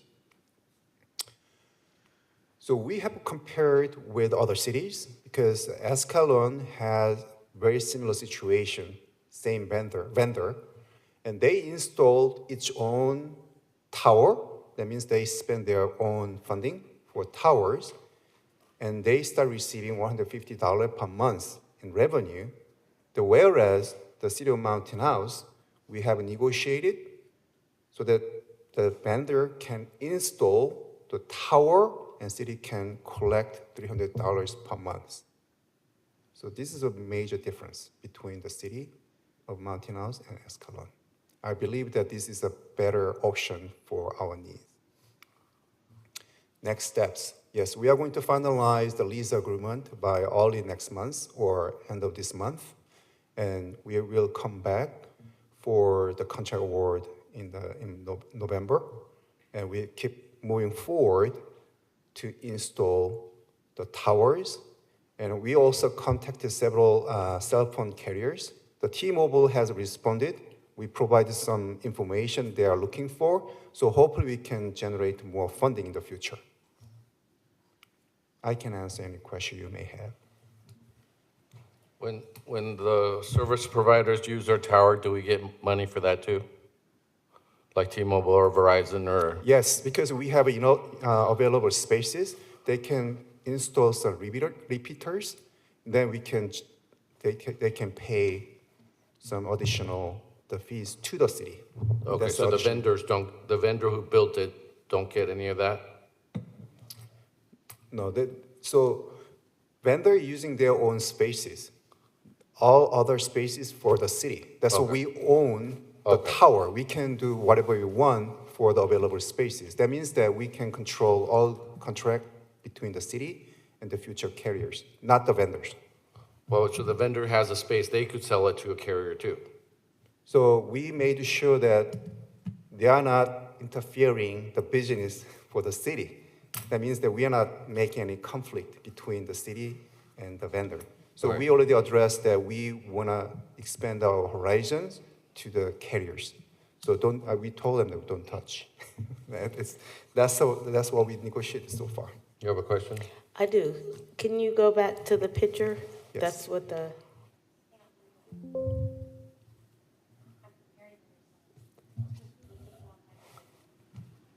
So I think the question, so the tower on the picture, that's what it's gonna, go back to the one you just Next asked. one, this one. There sorry. you go. Yeah, this is a 60-foot tower we got from another agency. It looks like very similar to this one. So it's gonna sit that high up in the sky over the firehouse? Yes, because it's 60 foot. Does it come in colors like the Kings? Can we do like the purple beam or something? Because that's gonna look kind of, I don't know, huh? Yeah. Wow, okay. Yeah, we are very excited to improve our signal for our communities because I mean, it's absolutely needed. I agree with that. Yeah, we need these types of improvement. Maybe we can put some lights around it or something, so people will, I don't know, maybe make it a, We can be creative. yeah, Yeah. okay. Or any other question, Dan? Is this just for the fire department, or is this going to help communications with our police? At this point, this is for fire department. But yes. Huh? Sheriff has already put in their own communication system, so they're Okay. covered. I just want to make sure that that didn't fall off. No. Okay, thank you. Yeah, this is exclusively for fire. Because our community is growing, we need very good tower for our community. Thank you. You're welcome. $300. Whoa. 2 times 2 towers. What could we do with that money?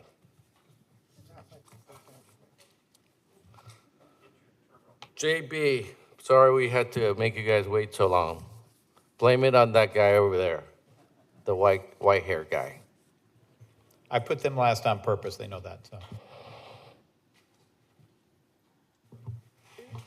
Mr. Mayor, members of the council, yes, we saved the best presentation for the last. How's that? Appreciate the opportunity to present this item to you guys tonight. Always want to have the opportunity to give you guys advance notice of stuff that's coming your way, and that's what this is really all about.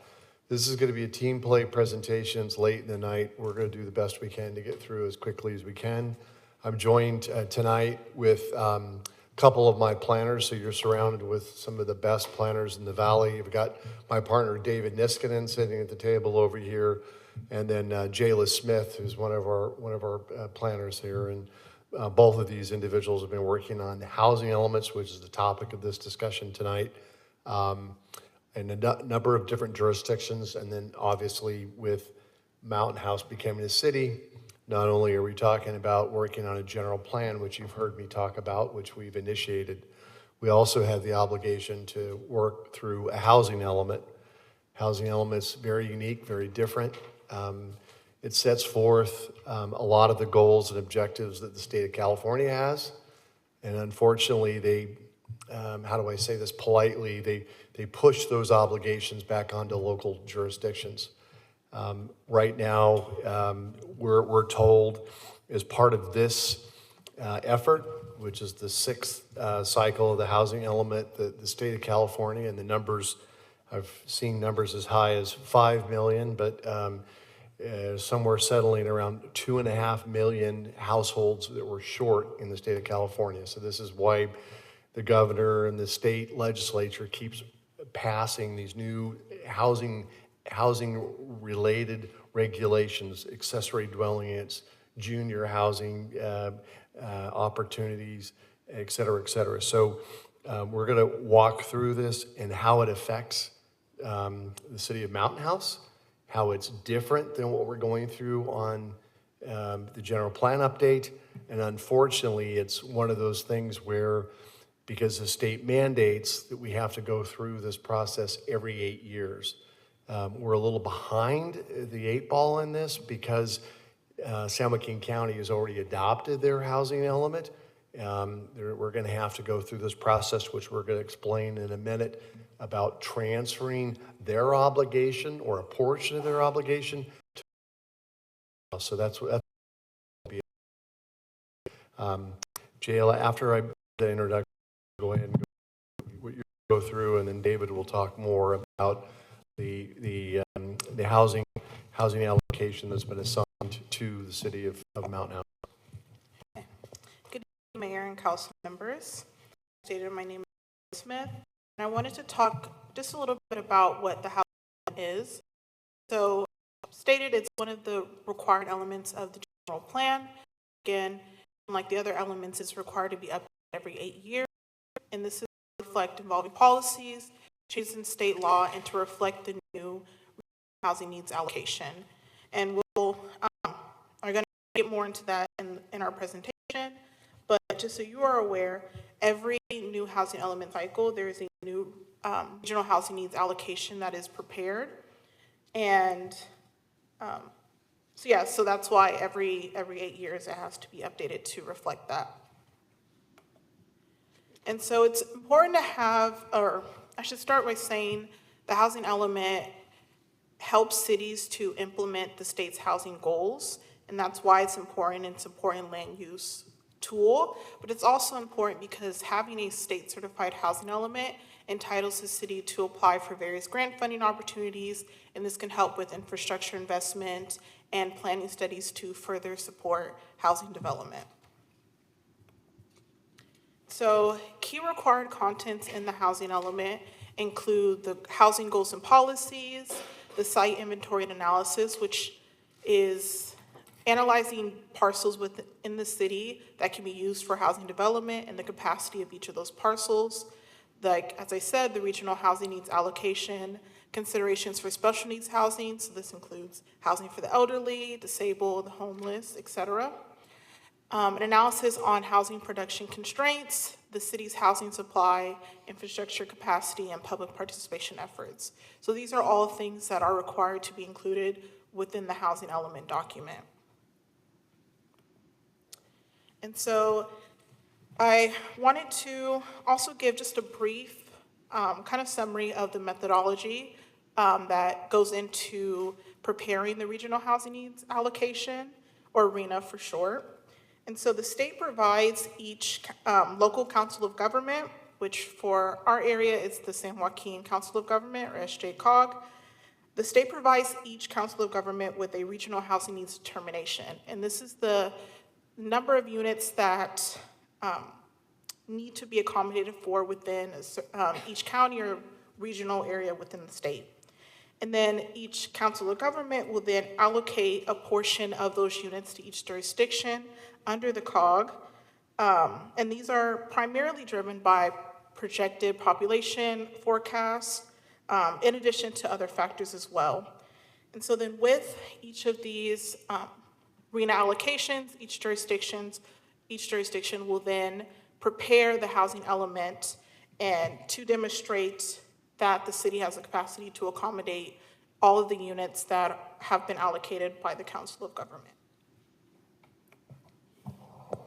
Thank you, Jayla. My name is David Niskanen. I will go into a little bit more detail about the reallocation and how it affects the city of Mountain House and how the transfer process starts and finishes, and also discuss the next steps where we go from here with the arena transfer, the awarding of the contract to prepare the housing up to a land use consultant, as well as the process for the start to finish for the housing element, ultimately housing element adoption and certification with the State Department of Housing and Community Development.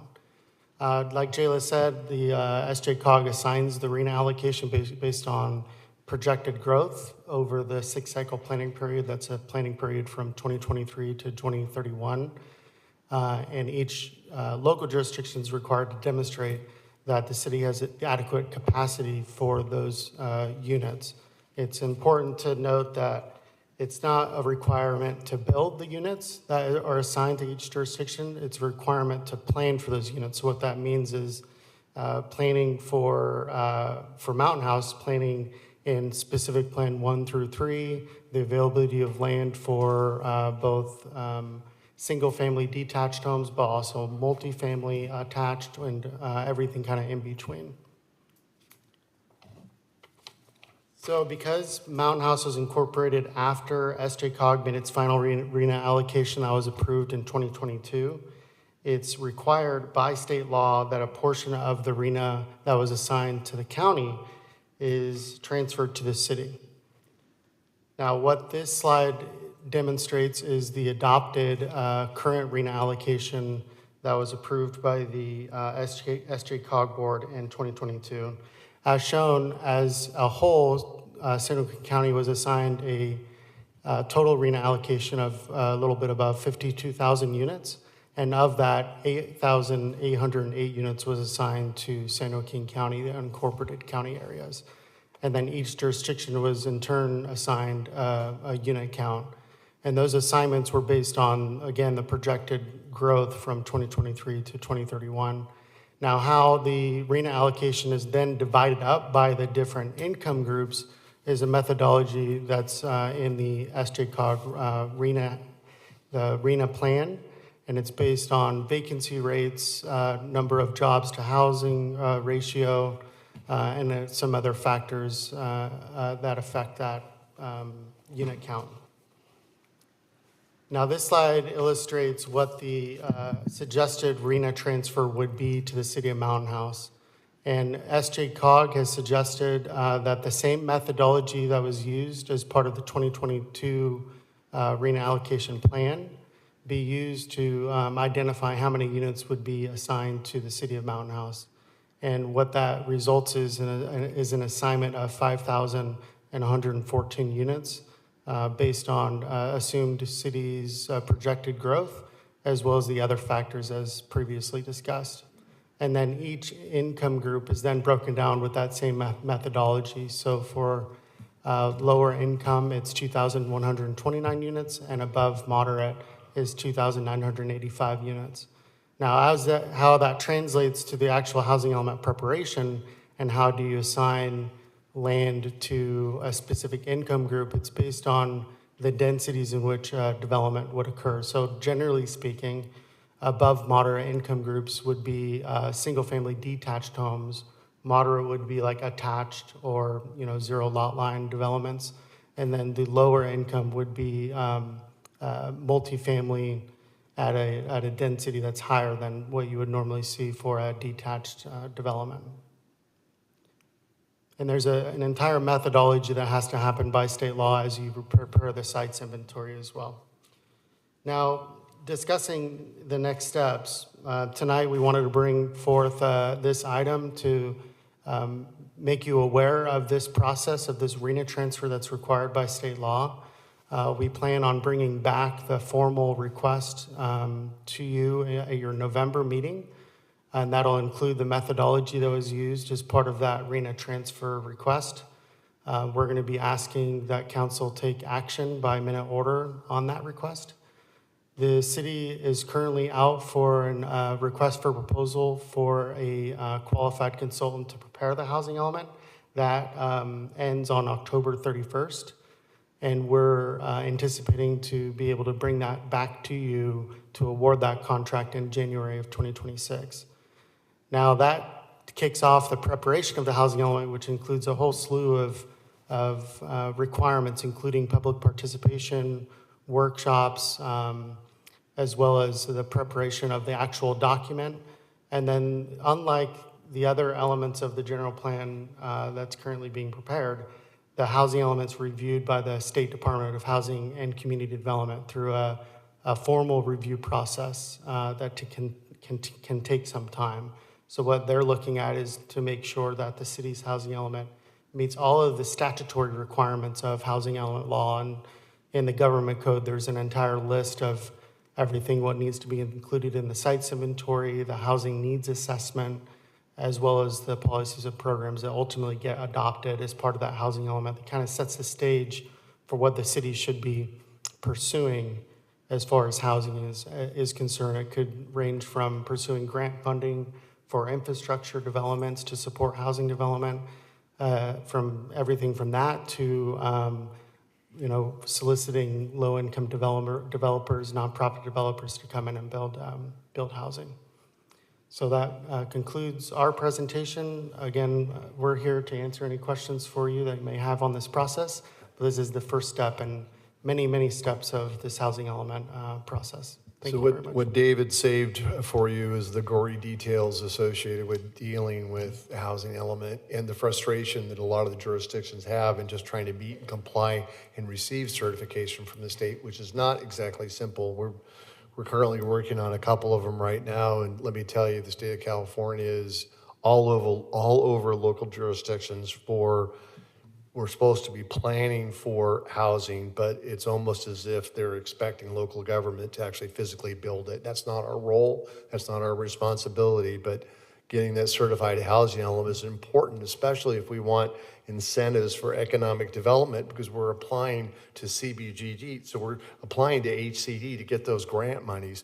We can't get those grant monies unless we have that certified housing element. So it's one of those tools, planning tools, like it or not, that we have to go through, and the cycles that are handed down to us from the state every 8 years. So we're kind of in the middle of this cycle. The cards have been laid for us as it relates to the allocation method that SJCOG used for the other jurisdictions. The number that they've used for the population is to our benefit, so obviously we're just going to move on with it. But it is a process that we have to go through, and yeah, unfortunately, it's another one of those planning documents that costs the city money, but the reality is we hope there might be some benefits at the end through HCD, through some grant funds. So anyway, any questions you guys have of us at this point? Bingo? I have a question. I have a lot of them, but because of time, I could probably get in touch with you later. But my first question is that as you're putting this together, many of our communities have been built out already. So in order to, for the housing, communities that are already established, would there be a plan to put different type of housings in each community, which would mean that we'd be repurposing commercial land to residents? Give me your thoughts on that. I can answer that question. David's been dealing with it lately, Yeah. so. What is included in the housing element as far as the sites inventory is available land. Now, you could use projects that have been developed through up until now when the cycle started in 2023. So there's an availability opportunity to use those sites towards the RENA allocation. But there is in no way, shape, or form that sites would be redeveloped or reimagined that are already built. It's really taking a look at what's available and using the specific plans in Mountain House to guide those number of units that are available. In many jurisdictions, there's an analysis that is called using underutilized sites. Those are sites that have existing developments that could, in turn, be developed with additional units. It could be like a ranchette home that has one single family home that could be developed with more in the future. but you have to take into account whether that unit would cease to exist during the cycle. So it's a really nuanced analysis, but for Mountain House specifically, it's mainly looking at what's available and what's left to be developed in the specific plan. So taking a look at what's north of Byron, what's left in SP2, as well as looking at the town center area, for example, and mixed use The town center areas. that's under construction Yeah. now? Yeah. So there's kind of the short answer to all this is. Oh, yes, I do like the short answer. Yes, redevelopment sites do happen. It's very important. The state is insisting, in fact, there's been lawsuits that have been filed against local jurisdictions that don't do this, that if you are talking about a reuse site, that it has to allow for residential development as a primary use. So in other words, it could be substituted with some other commercial or industrial use. So they're very specific about those sites that you've identified and that they can and will be used as residential development as a primary use.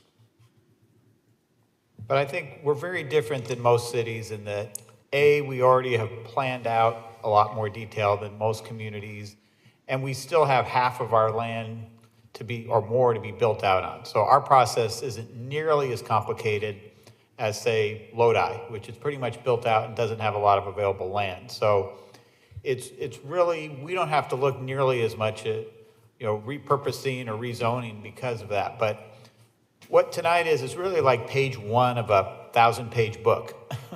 And what was to give you a heads up that this first step in the process is to simply take the portion of the county obligation that inures to Mountain House, and then that allows us to start the process. Because the first thing we have to have for the process is what is our share of the county allocation? And so that's what's coming to you next month. Then in January, the consultant contract will come back to you, and after that, we start getting through page 2 through 250 of the book. I have a question right there when you said, I know you don't have the exact figure, but about, I would say 4 months ago, a figure was given as to how much was allocated for Mountain House, that the county was holding. Do you recall what that figure was? Yeah, that was in the PowerPoint. So out of those 8,088 units that the county was allocated, I think, 5,139 or something like that? No, I'm talking about dollars. There was money that was set aside.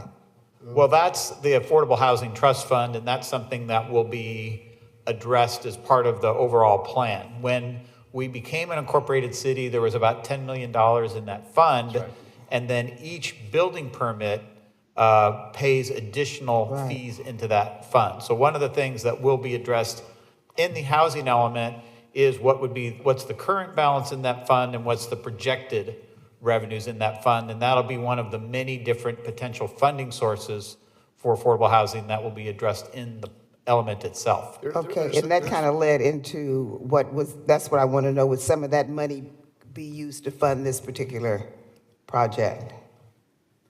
Well, the housing element just talks about all the different tools, and then it'll have specific strategies. But we'll, like I said, during that process, we'll talk more about the possible uses for that fund. But again, this project is more to identify the sites. It doesn't necessarily tell you how you're actually going to get the housing built. So the intent behind the affordable housing dollars that we have on account is to physically build the affordable housing, not to pay for the paperwork to develop the housing element, which will give us an idea of what tools we have. It's kind of interesting, the housing element that the county ultimately got certified by the state really didn't pay a lot of attention to Mountain House uniqueness. The fact that we mandate secondary homes to be built in each one of our neighborhoods, and about 8.5% of the housing stock we have within this community has a secondary home that's built on it. That's an advantage. The fact that we've got this affordable housing fund that's available for affordable housing, that wasn't even discussed. So there's things like that as an end result of the housing element, we'll have this cadre of tools available to us to help promote the affordable housing that we at least need to provide opportunities for. Again, we're not building it, we're providing the planning tools for that density or for that type of housing, so.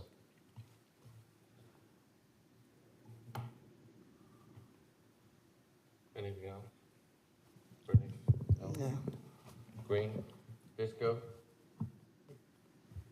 Harrison? No? You want to ask a couple more questions? I guess that's it then, huh? JB? So we'll have the first item will be back on November 12th. Should we start that meeting at like 4 o'clock? No, we already gave you all the good information tonight, so it shouldn't be as bad. It's gonna be a long meeting too. We should start early. That's why he wants to start it early, I get it. Only if we make it to the championship. 9.8, city manager, We'll be, Steve. and we'll be very brief, I promise.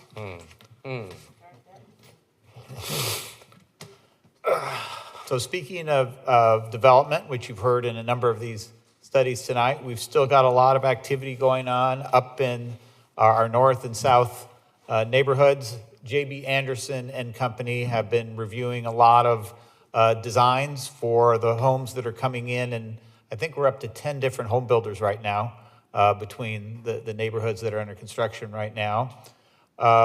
Still waiting for the next steps in the process for the Hanson Village Shopping Center. Still have not seen a final building permit issued. And again, that is a project that was still under the auspices of the county because it started during the county process, as were Wickland Crossing and, well, Wickland Crossing probably will go through us, but Mustang Square improvement plans are under review and still looking at some final plans for Wickland Crossing, but don't have a date for when that's going to break ground.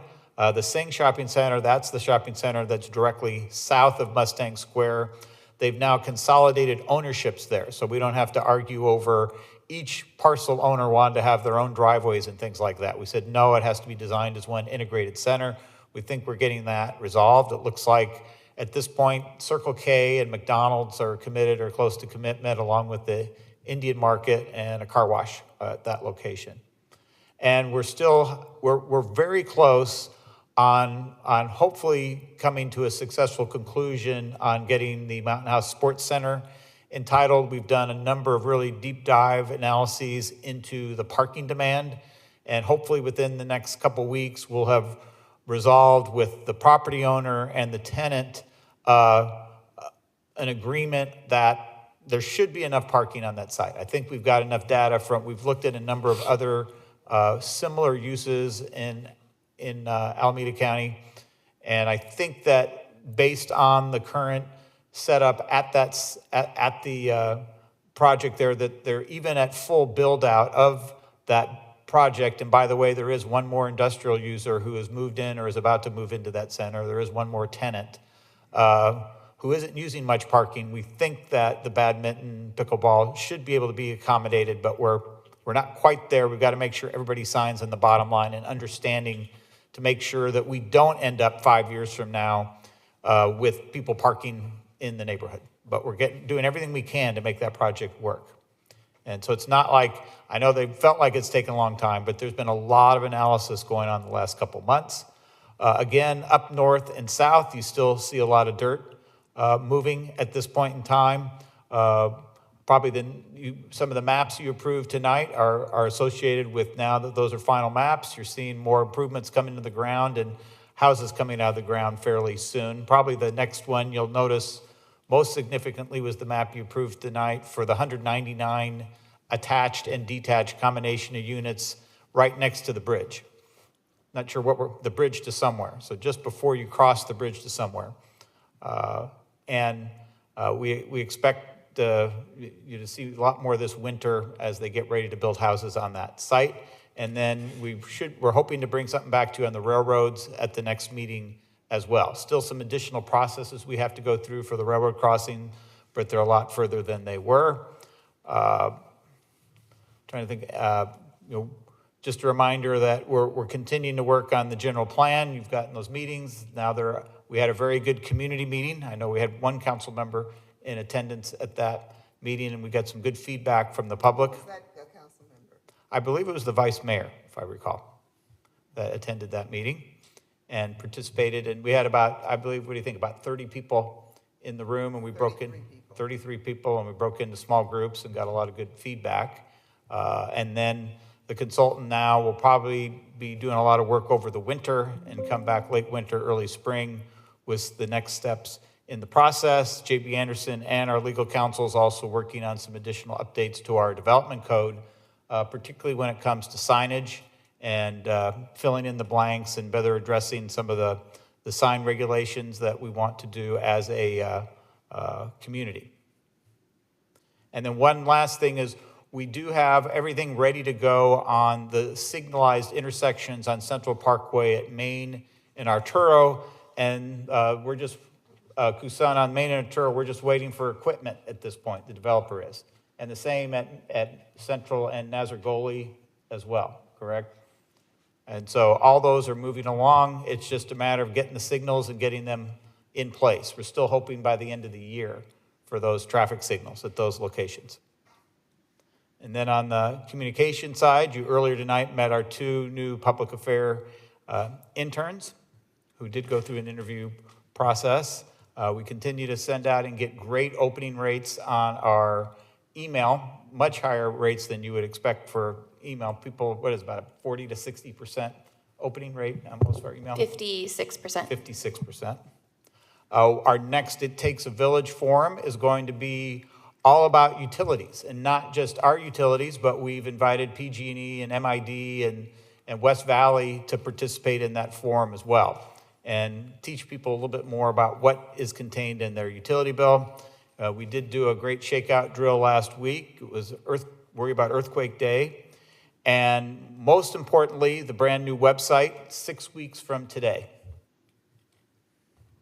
HR, as we've got some recruitments underway right now for rec coordinator, management analyst, and rec assistant. Should have some positions filled by our next meeting on that. We've been keeping the staff in the loop. As you know, as part of our labor agreement, we were obligated to do this classification and compensation study, and we're very close to getting the results on that survey, hopefully in the next month or so. Our NeoGov portal opened last month, and as I've mentioned to some of you, the nice thing about NeoGov is it allows people who've applied for other jobs at other NeoGov cities, which is most cities use this NeoGov program. They don't have to go through the same laborious process to fill out applications if they're already in the NeoGov system. And for the first couple job openings we've had post NeoGov, we've seen much larger applicant pools than we've seen in the past. So we think finally being able to get NeoGov launched has helped, and it will help us with doing further communicate. It's more automated for communicating to people after they've received the applications. We can do better communication as well. And we're trying to wrap up our negotiations with our medical insurance providers so that we can get our open enrollment started with our staff. And just like every other municipality, we're seeing double-digit increases in our medical rates. And we'll certainly be talking about that when we get into the budget process. And the budget process is after those really tired finance people over there get done with the audit, which they should be getting done in time for your December meeting. And we're doing a lot of work with our utility billing, and we're very excited to have our new manager for utility billing, our supervisor, who you met earlier this evening. She's got a lot of experience and is already really good at helping us with the hundreds of little things that you have to know that you only know when you have 21 years experience working in this type of thing, to make sure that we can really reduce the number of utility bills that have issues. But utility billing is a very complicated process because you have everything. You have the meter, you have the radio on the meter. That radio then has to communicate to a system that then translates it to the billing. And there's a lot of things that can go wrong along the way, particularly in a growing community. And Laura and her staff have been very busy, had a very successful Senior Health and Wellness Expo about 3 weeks ago. Tennis court reservations are doing very well this year. And we've certainly got plenty of facility bookings, as we always do in the fall. And Public Works, one of the big things right now is working on getting ready for what we would be potentially submitting for federal funding in the next year at One Voice, and we'll be reporting back to you at a later date on that, along with everything Kusan talked about earlier. Any questions? Ms. Vice Mayor. Is there any feedback on the signage for the areas that have been cleared and there will be earth movement and things going on? Any word on any signage so the public will know what's going on? Timing, Jody, on our signs for the coming soon? Timing on the signage, the coming soon signage for the projects. I know we're working with the development community on that, and we're hoping this fall, correct? Yeah, we have some in place already. Okay, It continues to be in progress. we're going to catch up. You know how she's not on a mic right now? Yes. Yeah, so we're working on those items, and we've got some in place and additional this fall. And maybe we'll bring some photos to the next meeting on that. Great idea. Yeah, that would be good. The public, our community would love that. That'll stop a lot of calls from us as to there's some dirt moving at the corner of Wickland and whatever. What is it going to be? Got it. Turn your glasses back. No, I couldn't see anything. Any other questions for the general manager? No. Wait, city manager, whatever you are. At this time of night, it's 10.1 is a report of future agenda items and long-range calendar. yeah, so a lot of the presentations you received tonight, in between now and the next meeting, you got SJ Cog this week. Don't forget about our spooky, it happened again. Well, we were announcing the spooky safety stroll, so I guess we thought it'd be a good time to turn the lights off. So somebody's got to hit the button over there. And then It Takes a Village Forum on November 6th. I'm sure someone else, maybe during council comments, will be talking a little bit more about our Veterans Day luncheon on November 8th. And then our council meeting on the 12th we've got some items related to cityhood, our quarterly strategic plan update, update on the development code, and then the fire station antennas we talked about the other night. Keep going. Our sponsorship policy you looked at earlier, the RENA issue you talked about tonight, our EV charging project will be up for discussion. So yes, another full agenda. And then don't forget, we don't have a second meeting in November either. We've got our holiday event December 6th and our final council meeting of the year on December 10th. There's probably no COG meeting on the 27th. Probably not. That's right. Full year, first calendar year, yes. Yes. Wow. Okay, we're trying to get everything on everybody. At least the microphones work starting about 4 o'clock today. All right, item 11 is council comments. Let's start with Council Member Harrison.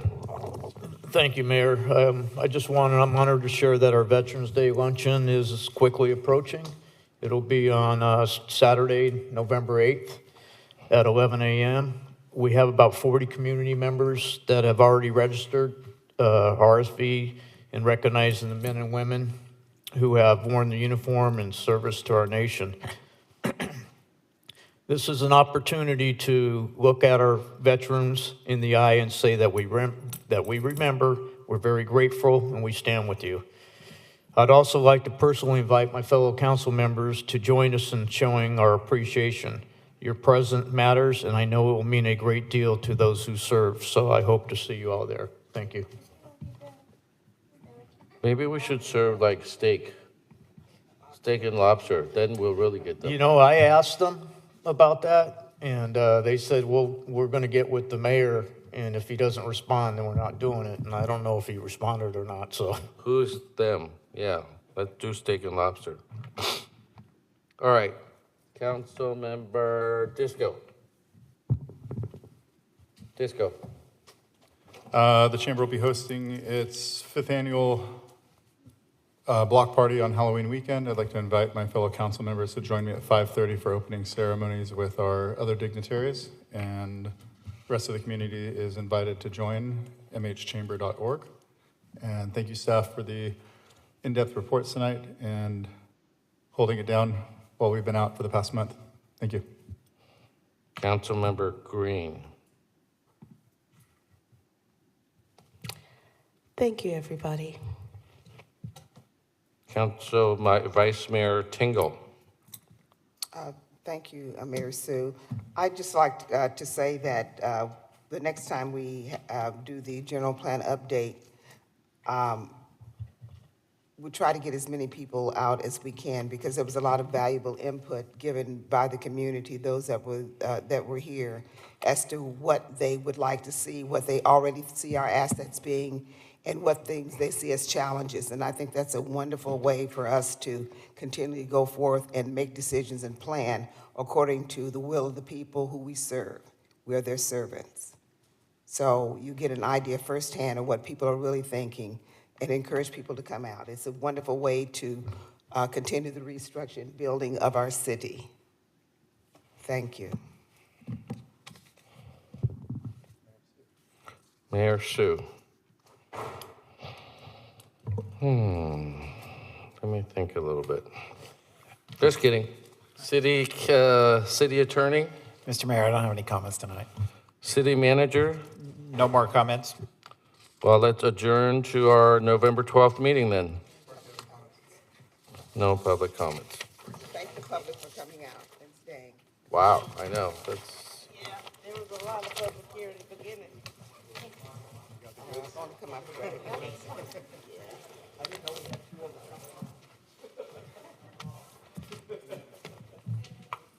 I think I had to go upstairs. I left my coffee cup.